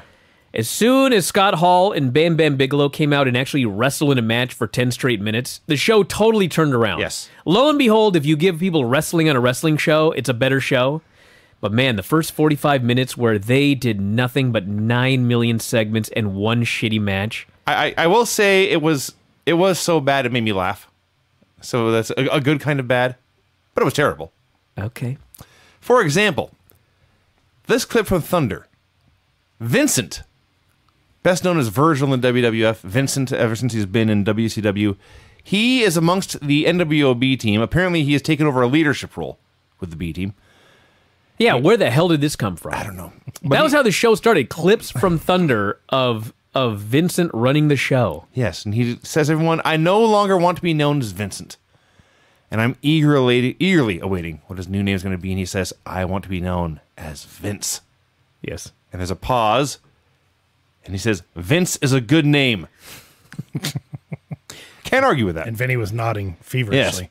So everyone left. He tried and failed to drink a glass full of raw eggs that have been sitting in this locker for who knows how long. Yeah, this was a total takeoff of Vince's training video Sure. I see. on Raw, yeah. That's it. And he looks up at the camera, or he looks into the corner and says, hey, there's a camera. We're being filmed.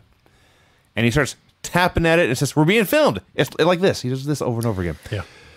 So, Vinny is not acting right here. He's just recapping what happened. Yeah. Your acting is 1,000 times better than Vince. Yeah. This was the fucking worst acting I've ever seen. And you know what? I've said that on Raw lately. Like, there's been some fucking bad acting on Raw. But the difference is, this is horribly acted improv. And Raw is horribly acted scripted. And I'm not sure which is worse. Well, this is worse because he kept looking into the camera. Hey, we're being filmed. Craig, you're doing too well. We're being filmed. less energy. Less energy. And Sleep your eyelids. We're being filmed. it was There you so go. bad. Better. So We're being filmed. Don't touch anything. And it went on. now we can and scare on Brian and whenever we on. want. Dude. So they cut to the limousine where the Wolf Pack has nothing better to do than to watch the spy cam of the B-teamers. And they are disgusted at what a geek Vince is. People will say the same thing when they see us. Well, yeah.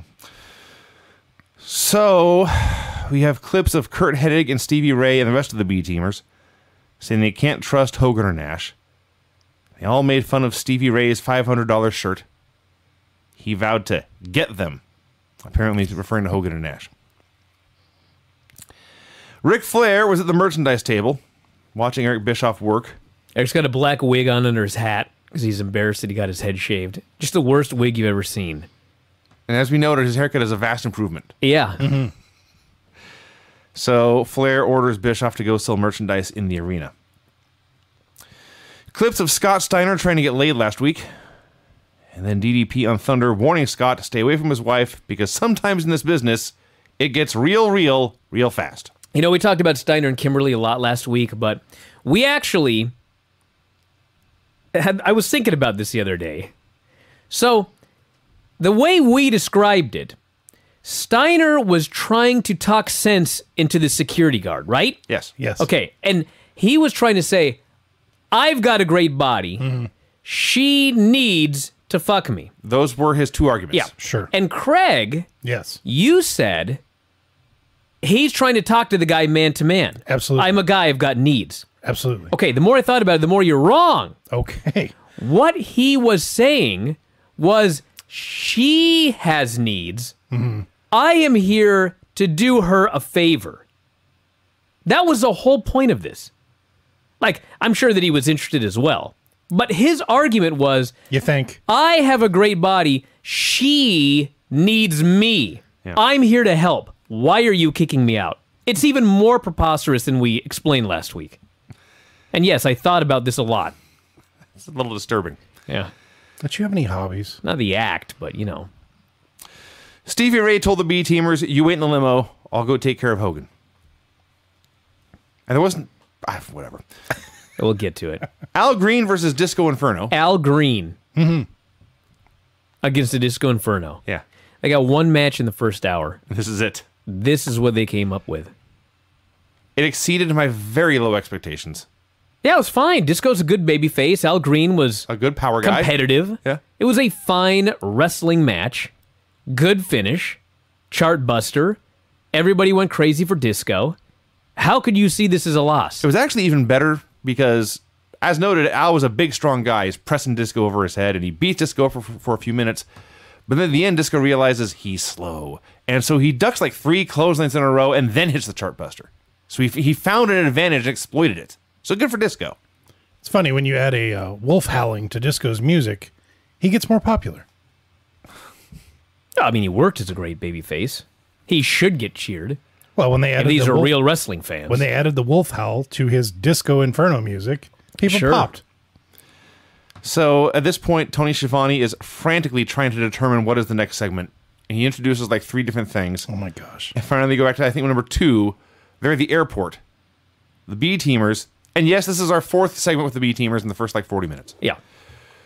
They are And pissed. my God, what a fucking payoff, by the way. They're pissed off. They get Ford Tauruses and not limousines. Yeah. So they're standing there arguing, this is bullshit. They get a limo. Why don't we get a limo? And finally, Scott Norton spots an opening and just shouts, I got shotgun! And he goes running off. And then they fight for shotgun. They fight for shotgun. Yes. So, So Stevie is telling everybody, I am going to go give Hulk Hogan a piece of my mind. yes. So the NWO arrives in their Learjet. They're all acting cool in the jet. They had a camera in the Learjet to shoot 5 seconds of video. Yes. Nash gets out. Hall slaps his ass. Go get him, Tiger. So they get out. Stevie walks up to them and immediately throws Kurt Hennig under the bus. Stooge. Howled with laughter. That was somewhat of a payoff. So the NWO goes, and the B team is all hanging out, okay? All they know is Stevie was going to go give Hulk a piece of his mind. Yes. Okay? So the B team sees the NWO coming. The cool kids. Hennig knows shit's about to go down. And so he responds. He's in the back seat. He sees the NWO coming. He suddenly grabs Norton around the neck, and he goes, I got him! Was it Norton or Vincent? I think it was Norton. Whoever's in the front seat. All that matters is he thought he was smart. Yeah. He was wrong. No. He's the only one whose ass they beat. What about Vincent? There were 2 guys. They'll talk about that in a minute. There were 2 guys, as we later learned, who were not wearing the NWO shirts anymore. Stevie Ray bought a $500 shirt. Yes. Which is nicer than the t-shirts. He's not wearing that. Hennig just outright says he doesn't trust anyone. Now, he didn't say that to their face, but they knew it. So they beat Hennig up for not wearing an NWO t-shirt. Yeah, he's out. And first, the B-teamers protest, but Hogan convinces them it's the right thing to do by saying, quote, it's just business. So they say, okay, and they all beat up their buddy, too. Everyone beats up Hennig, leaves him lying on the tarmac. And as they're walking away, Scott Hall turns and mutters, make sure Sting gets his Taurus back. I didn't catch that. That's awesome. So good. Now, listen. This show started with Vincent acting like he was running the show Yeah. and discovering a hidden camera. Right? Yeah. Yes. Why didn't they beat his ass? Wasn't that how the entire show started? They actually said this guy's got a little bit of ingenuity. Is that what they said? He's got something because he was 'Cause- attention to detail. We will get into what else happened on Thunder, but there are some things he did that outright defied their orders. Yeah. But they hugged him and they said he was cool. Did we mention, by the way, that when Hulk Hogan is approaching the B-teamers, he shouts, "Yo, Holmes, what's up?" I think that's an important detail to include. Holmes. Yo, Holmes. Yo, Holmes. So they all leave. The limousine pulls away, and the guys in the B-teamers. Norton actually says to Stevie, welcome back to the B-team. And they're bitching about their Tauruses, and they drive away. All right, now we're in the building. More. More with the NWO. They're in their locker room. The Wolf Pack and their fanny packs are walking through the building. They're saying things to imaginary women down the hallways. No autographs, ladies. They go into their locker room. They tell Stevie to put on the black and white t-shirt instead of his $500 shirt. There's 14 guys in here jibber-jabbering at once. And the last thing you hear is Hulk Hogan say, Kurt Hennig sucks. So Stevie is there in his $500 shirt.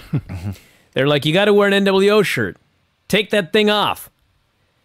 They give him an NWO shirt. He clearly does not want to take off his $500 shirt. But he knows if he doesn't, he's going to get his ass handed to him. So he starts to go into the bathroom to change his shirt. Now, granted, Liz was in there. Sure. But really, And as he's leaving, they bury him for his slacks as well. At this point, Bam Bam Bigelow brings the ladder down to the ring, and he cuts a promo, and it's bad. Oh my God. He's stumbling over everything. He's mumbling a lot, tripping over his own words. He says he came to WCW to take out Goldberg, and he's still going to do that, but first he must take out the obstacle that is Scott Hall. Because Scott Hall zapped him with a taser a couple times. So he challenges Hall to a ladder match with a stun gun hanging above the string. Did we just see that? Yes, actually. This is the Okay. main event of Sold Out Yes. with Bam Bam Bigelow replacing Goldberg. So they cut to the NWO locker room, and he's doing a promo, and on the split screen, there's the NWO. Everybody's talking at the same time. Yeah. It's not like in the middle of a match they go to a talking segment. They go to a talking segment in the middle of a talking segment. So Bigelow's bumbling his way through this promo. You can't understand a word he's saying. NWO is bumbling their way through a promo. You can't hear anything they're saying. In the middle of it, you can make out Scott Hall. They tell Scott Hall he's calling you out. And he wants you in a ladder match. Hall says, and I quote, "Can you imagine the hole I'm going to make?" Because he's fat. Yeah. He's going to knock him off the ladder, giant hole in the middle of the ring. And that's it. That was the end. That's it. I guess that was him accepting the challenge.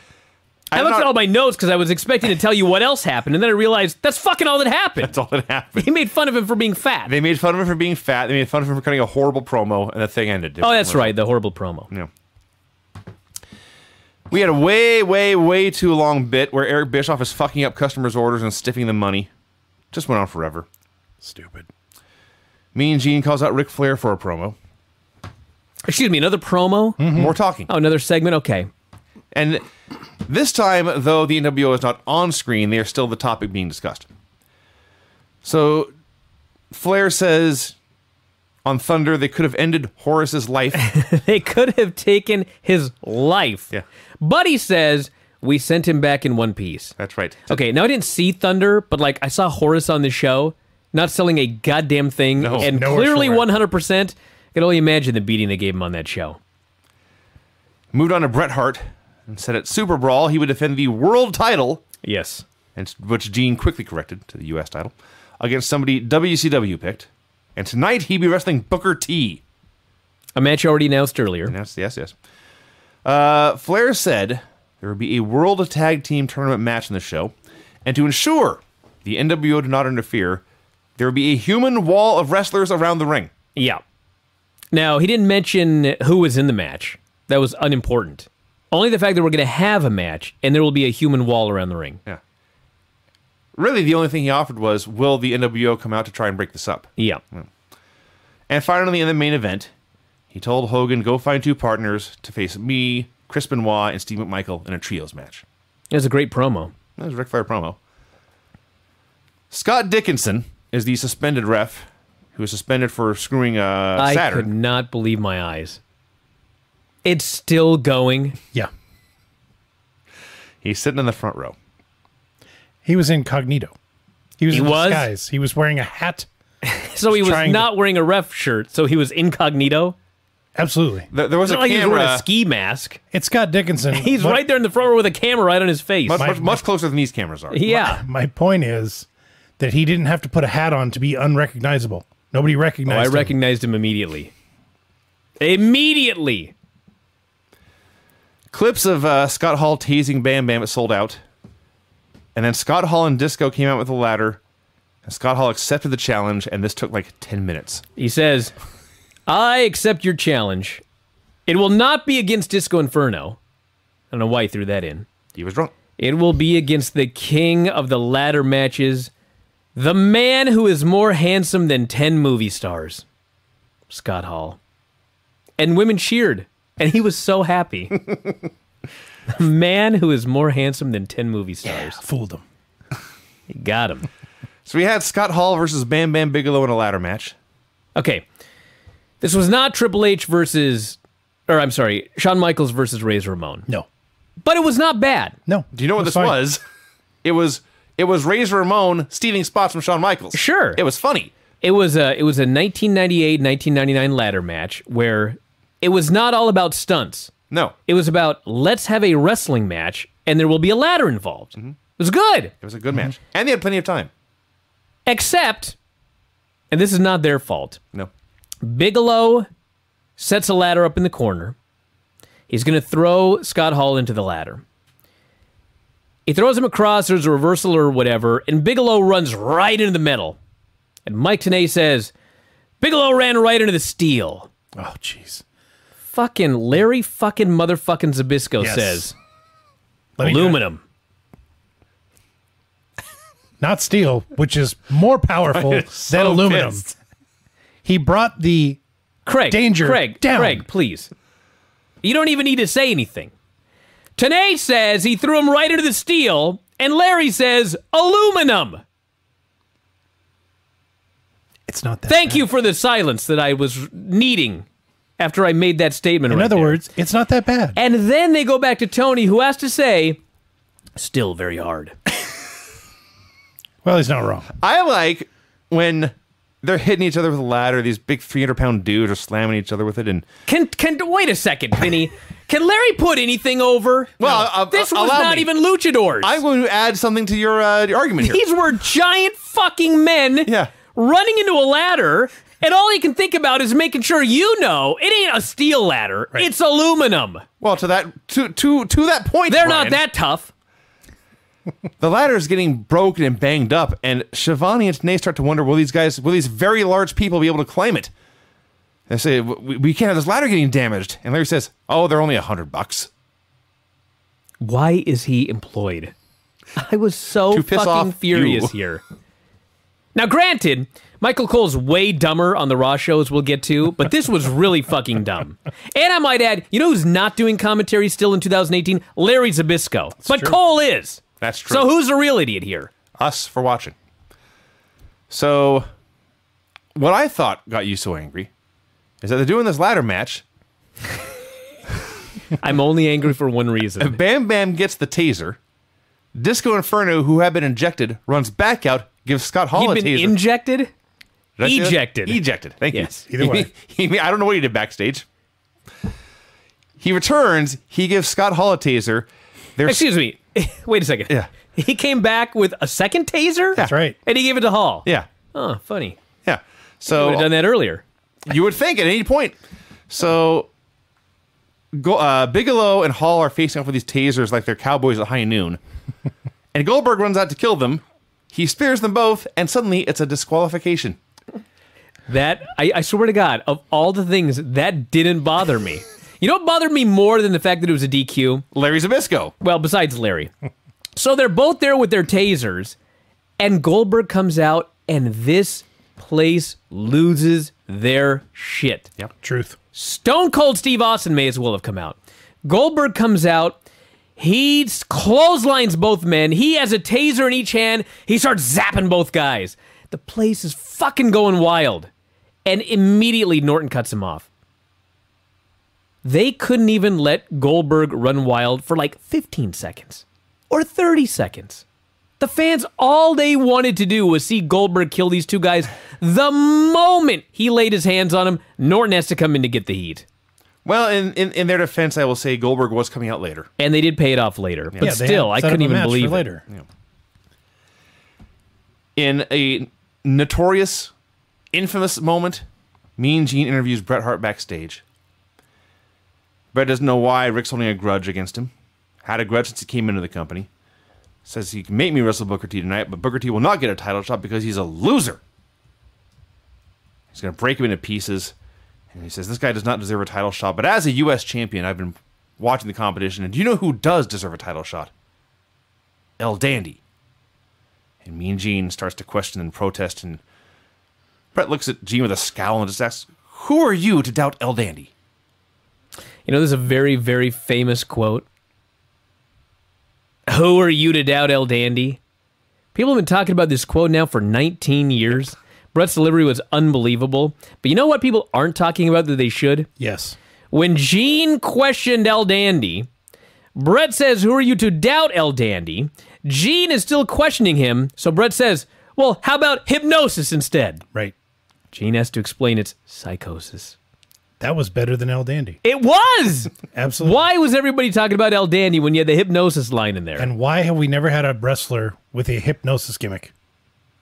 Who was the We guy? have. Ophidian, Who? the guy from Chikara. There's Chikara, but there Oh. was also, who was that? They had a guy in WWF for a while that was going to do that. Spellbinder or whatever. Yeah, the magician who made like one appearance. Yeah. You talking about the Cobra in Chikara?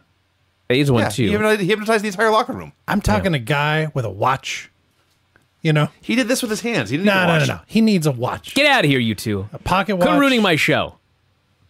Why should we stop now? He also mentions that Malenko has a bad ankle, and he scoffs the idea that he has a bad ankle because Malenko has never had a groin pull the likes of this, the likes of which nobody has ever seen, he says. So the last minute of this, they're just talking over each other, and Gene's trying to be the voice of reason, and Brett's not having any of it. And this may be a coincidence, but I was struck how much this was Nitro's version of Hockey Night in Canada, and Mean Gene was Ron McClane, and Bret Hart was playing Don Cherry without the funny jacket. It was the exact same scene. Everyone, Brian, knows what I'm talking about except you. We're American. We don't like hockey. So it's time for the human wall of wrestlers, or whatever the hell Flair said, surrounding the ring for the next match. Every bottom of the roster geek you can think of just comes out and stands there. So they all come out. Tony says, it looks like a lumberjack match. It did. It. It's like, maybe because it fucking is a lumberjack match. No matter what Flair called it, because he forgot. It's Finlay and Dave Taylor versus Meng and the Barbarian. Tag team mean guy match. It was fun. This was two technical grapplers versus two bears. And everything that I talked about last week, we saw again here. Meng and Barbarian every now and then would give him something, and then they just do whatever the hell they wanted. Yep. There was no heat. There was no story. No. It was just like, we'll beat the shit out of you. You beat the shit out of us. We'll beat the shit out of you. You beat the shit out of us. And then we're going to do the old backdrop into a powerbomb spot using nothing but pure power, no technique whatsoever. Zero. And win the match. It's fucking great. It was awesome. Yes. This match ruled. And yes, the Faces of Fear did win. And no, the Lumberjacks never did anything. If you were waiting to see the NWO come out, you never got it. They never No. even pushed other wrestlers back into the ring. I think they did once. There was one, and it was specific because Hugh Morris is still technically in the same stable Okay. as the Faces of Fear. So one time he threw Finley back in. I didn't like that. I mean, as much as I love this, it went a little long because shortly before the finish, the Lumberjacks are just chatting with the fans. They've gotten bored. They're done. Well, they had nothing to do and no purpose in the end. No. They probably all just wanted to shower and get changed and go and leave. They had to come out here in their gear for no reason for 5 minutes and go back. More clips from Thunder. So you will recall the NWO is pissed off that WCW is restarting a tag team division and trying to have a tournament. So Vince's response to this is to put together an NWO team and put them in the tournament. It's Horace and Brian Adams Oh, my God. versus Chavo Guerrero Jesus Jr. and Christ. Kidman. So to review, the first match of this tournament ended in a draw when the NWO killed everyone. The second match is this match we're watching here on Thunder, and the third match was the Lumberjack match we just saw. Wrestling's very different nowadays. I watched the clips of this match. It's like Kidman's in there, and Brian Adams, and Horace Hogan. Who was the other guy? Chavo. Oh, God, Chavo, Jesus Christ. This was like every tag match that Buddy and I did with two giant lugs. Just you, Vinny. You and who else? Rugged Rod or Rugged Rod. Big That's Sid. exactly what this was. Like, Buddy's determined to do some spots. I just want to idiot-proof it. And he's got something wacky, like Kidman tries a fucking Hurricane Rana on Brian Adams. Who in the fuck came up with that idea? And why'd you do it? It's all fucked up. Kidman lands on his head. Brian Adams bumps an hour too late. Can't even do a forward roll. I'm just like, look at you guys. Look at you out here doing this match. Someone booked this. Yeah, And then Vince. you guys did it. Vince booked it. Jesus. So bad. So eventually Adams pinned Kidman after Vince interfered with the slapjack. We had more from Thunder. It was Saturn in a dress wrestling Al Green. That's all I wrote. Did anything else happen? Al Green's getting some work. He is. Norman Smiley versus Saturn. You know, Yes. every so often when you're watching something and your family wanders into the room and you're embarrassed about what's on the TV, This is only overshadowed by being short on time and watching some wrestling at your lunch table at work, and one of your coworkers comes up behind you and, is that guy wearing a dress? Craig, I don't know about your household, but I'd have Whitney walk in on this match 1,000 times before I'd have her walk in on Val Venus getting in the shower with Ryan Shamrock. See, that would be okay at my I shop. fast forwarded through that because I knew Tony was coming in. Yeah. This was just a guy in a dress having a good match. Yeah, it was Kind a good of. match. So they did. Saturn's having way better matches in a dress than he was in his gear. So Yes. I'm fine with him wrestling in a dress forever. They're doing something with him. Yeah. him in a dress. No, the matches are better. I know, that's what I'm saying. He's motivated. That's too. Yeah, I don't know why. Because he's in a dress. I mean, Before the match began, after the found entrances. his muse. Yes. It's Whatever, himself, apparently. dude. They cut backstage where security is outside the Nitro Girls locker room to make sure Scott Steiner doesn't get in. One of these dudes has the sweetest mullet of the year. And by year, I remind you, 1999. Mullets were not cool anymore. Nope. So Norman and Saturn had this fun match. The big wiggle dance is very over to the point where Norman can tease it and the fans will pop and the announcers will pop, but he doesn't deliver and they're left waiting for more. more wiggle. More wiggle. So eventually he does the dance. This only serves to infuriate Saturn, who makes his big comeback. No. I'm sorry, I'm getting Vinny, ahead. please. I'm getting ahead of myself. He bends Saturn over in the ropes. That happened next, yeah. Hikes his dress up. Yes. And starts to do the big wiggle right behind him. He did. This does, in fact, infuriate Saturn. Yes. I glossed over that. My bad. So, it infuriated him so badly, he beat him up for 2 minutes, hit the DVD, and won. Yeah. It's so refreshing but weird to see matches where there's not 87 near falls and 200 cutoffs. No. A guy made his comeback, he hit his move, he got a pin. And the fans were so into Saturn in a dress. Yeah. Like, I don't know how long he wears the dress, I forget, but I hope it's years. This is way better. I hope it's not just 30 days. He needs to do the promo after 30 days and just go, my career's turned around. I'm not taking this off. I'm selling Saturn dresses now. Probably could have. It's funny, too. They had to cut to a wide shot because he had been busted open, like, probably in a match a couple days ago. And Yes, he had a bandage on his head, and it came off, and he's bleeding all over the place in a dress. Well, Oh, my God. Gene interviews fucking This. Scott Dickinson. like this only went like 30 or 40 seconds, but it was so Oh, bad. my God. No, it didn't. It Felt was way longer. longer than that. Here's the deal, everybody.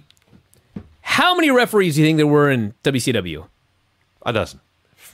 They chose the one guy who cannot string a sentence together. Really? They didn't have one referee that could talk that they could have done this storyline with. Charles Robinson? Fucking Nick Patrick again? Scott Dickinson's out here bumbling his way through. I don't even know what he was talking about. He's mad that he got suspended. He's upset at J.J. Dillon, and he says it's bogus. That's all he had to say. He goes on and on, mumbling through this and that.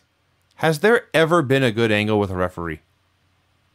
Like Danny Davis, maybe the best one. Well, the Andre the Giant and the Twins. Patrick had his moments. The Hebners. Andre and the Hebners, yeah. Yeah. Okay. All right. So the answer is yes. On rare occasions, there have been good ones. Sure. Okay. Sean in his shorts. No? Bret Hart versus Booker T. This was a good match. Well, sure. This is the best part of this match. Bret works over his leg. Bret goes for the figure 4 leg lock. Booker T is selling and selling. And he raises his hand and he goes to turn it over. And right in the middle of the reversal, Yep. fans will be right back. They fucking go to commercial. Well, I'm gobsmacked. So then, what apparently happened based on what I saw, Bret found out they went to the commercial in the middle of the reversal. So he proceeded to put it back on, leave it on during the commercial, and then when they came back, he had Booker reverse it again. Smart guy. And then he just went on with his match. when you don't have the obvious cue of a guy doing a dive and Michael Cole saying Raw rolls on, sometimes you gotta go to break. You just gotta. So it was good. It didn't go too long. And eventually, it went too long, especially for the payoff, because the payoff was Bret tries to use his belt. Booker cuts him off. They go back and forth a bit. Booker's choking with cables. The Ref gets the cable out of the ring. This lets Bret hit a belt shot and get the win. That was too lame to wait 15 minutes for. Yeah, but the problem, Vinny, is you're watching this through the eyes of a guy who's seen so many bullshit finishes, especially on this show, that this sucked. Like, if you break it down in Bret Hart's mind, he's a heel, and this was a great old-school heel finish. Had to cheat to win. That's fine. It could have been done in And a logical way to do it. It could have been in 8 minutes instead of 15. Well, yeah. That's all I'm saying. By the way, is Bret in the NWO right now? Does anyone Fuck know? if I know. No one knows. I don't think so. Okay, he just faded out. They didn't have to beat his ass. He just left. Scott Norton versus Goldberg. This match was awesome. Everything I want in a pro wrestling match. It was fun. Two big, scary monsters wailing each other and throwing each other through the air. That's all I want. So they're outside. They're fighting and punching and kicking and spitting and snarling. And they go for an Irish whip spot, and it gets hopelessly mangled. Everything goes wrong. I don't know what went wrong, though. Everything. I don't even know what they were trying. I don't know where they were aiming. I don't either. This is the strength of Goldberg. Basically. You never know what's going to happen. Well, and that what's note- not going to happen. I'm going to throw him into the bleachers over there. He may have been trying to throw him through the roof. He may have been trying to throw him straight up. Regardless, it gets fucked up. There's this instant where they freeze, and then they just start pounding on each other, and it gets better. Yes. I love this match. They get in the ring. Norton tries a powerbomb. Goldberg escapes, falls down, pops up, hits a spear of death, and the jackhammer for the win. I know Goldberg's not actually the best wrestler ever, but there's no one who has better sloppy matches. But that's the whole key. Yes. Like anybody else, if you would have done, I go for a power bomb, you do the Kidman flip out and land on your feet, and they fall down, the crowd would have been all over them. Yes. Not Goldberg. Goldberg's not supposed to be pretty. No. He falls down all the time. That is a good point. He falls down, he jumps up, he spears the shit out of this guy, he jackhammers him, he pins him. There was not one fan who booed Goldberg for falling down. Absolutely not. They loved every single... This was one of the 5 longest matches in Goldberg's television career, I think. This went like 5 minutes. Longer. Yeah. They had a long, mean guy, ass-kicking match. Think of beauty. It was so great. So the B teamers run out one by one to attack and get killed like it's a kung fu movie. And speaking of kung fu movies, who should hit the ring when it's all said and done but Chuck Norris, Jean-Claude Van Damme, Herschel Walker, and Brett Hull. And Brian, as you noted, Yes. you've got a pro wrestler, a pro hockey player A pro wrestler who owns a kickboxing gym. who fights in fighting gloves. You got a hockey player who's getting beat up 80 days a year for a decade. You got 2 movie stars whose whole career is built on kicking people. And the one guy who actually did an MMA fight was the football player. Yeah. Chuck Norris, Jean-Claude Van Damme, Goldberg, and Herschel Walker. And One Brett of Hull. them did MMA, and it was fucking Herschel Walker. Yes. All I know is this is where Sly Stallone got the And idea. he's for undefeated. this is where Sly got the idea for the Expendables. It might be.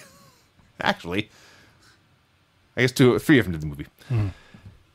Nitro Girls come out to dance. Scott Steiner comes out to watch from the announce desk. He scares the announcers, but nothing comes of it. Yeah, he was 50 feet away by law.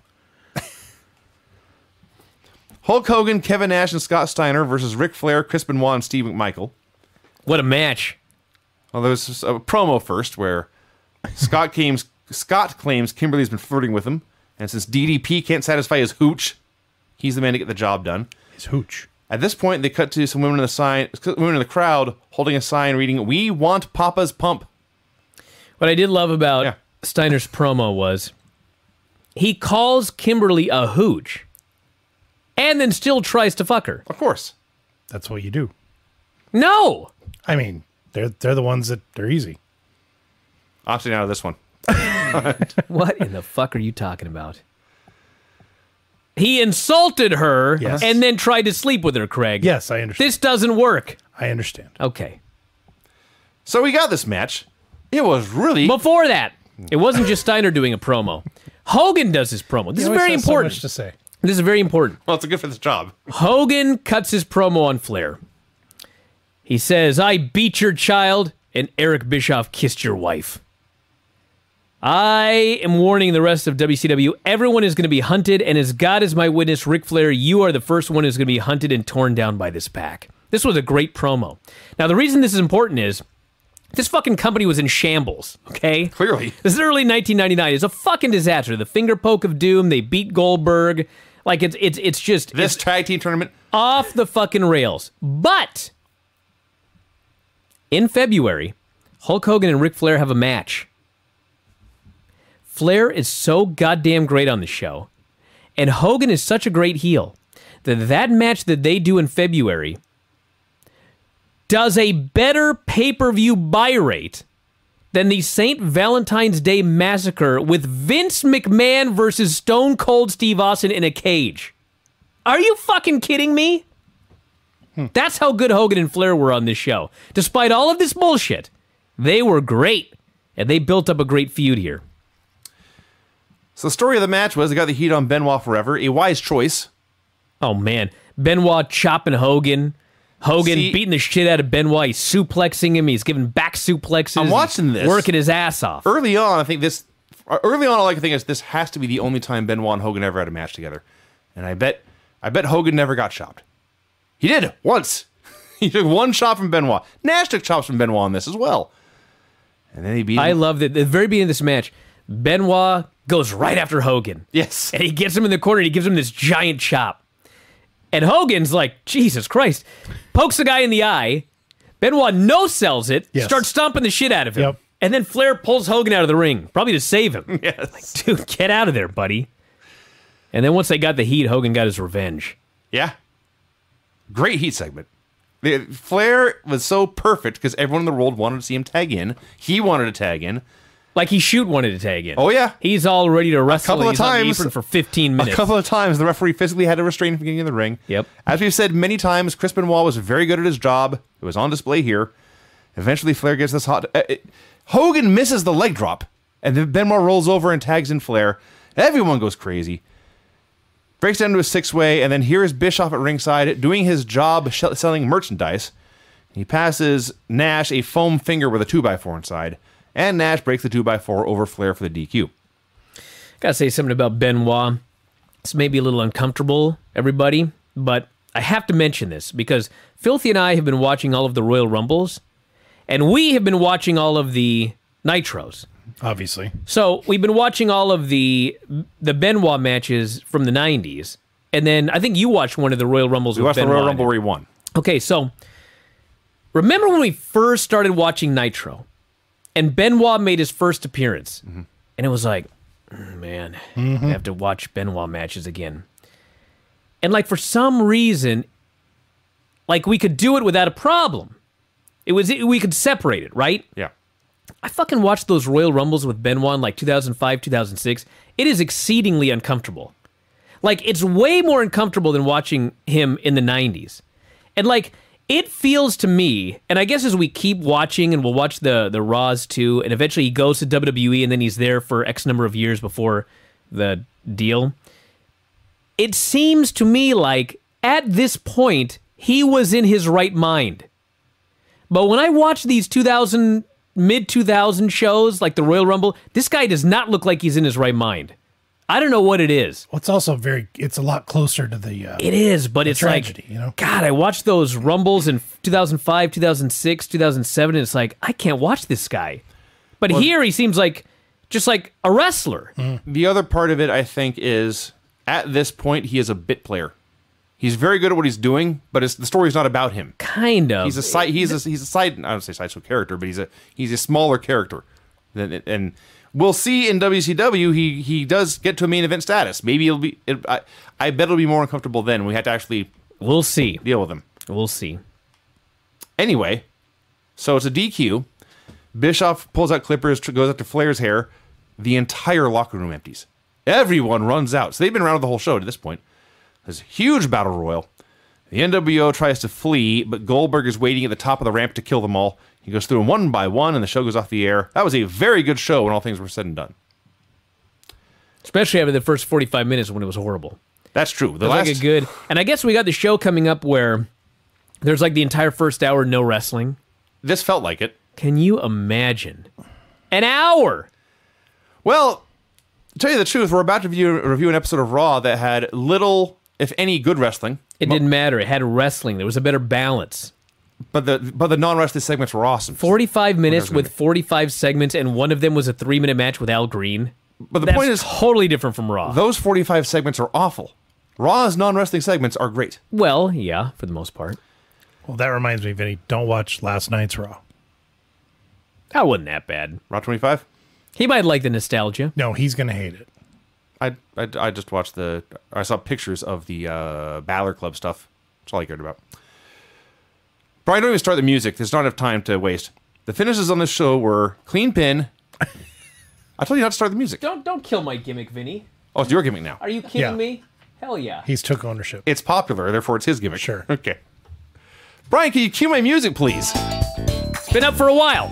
Finishes on this show were clean pin, double DQ in a ladder match, clean pin, pin after bell shot, and DQ due to 2x4 attack. That's it. DQ via 2x4 attack. Yeah. Hey, at least it played in the storyline of the show. 6 matches in 3 hours.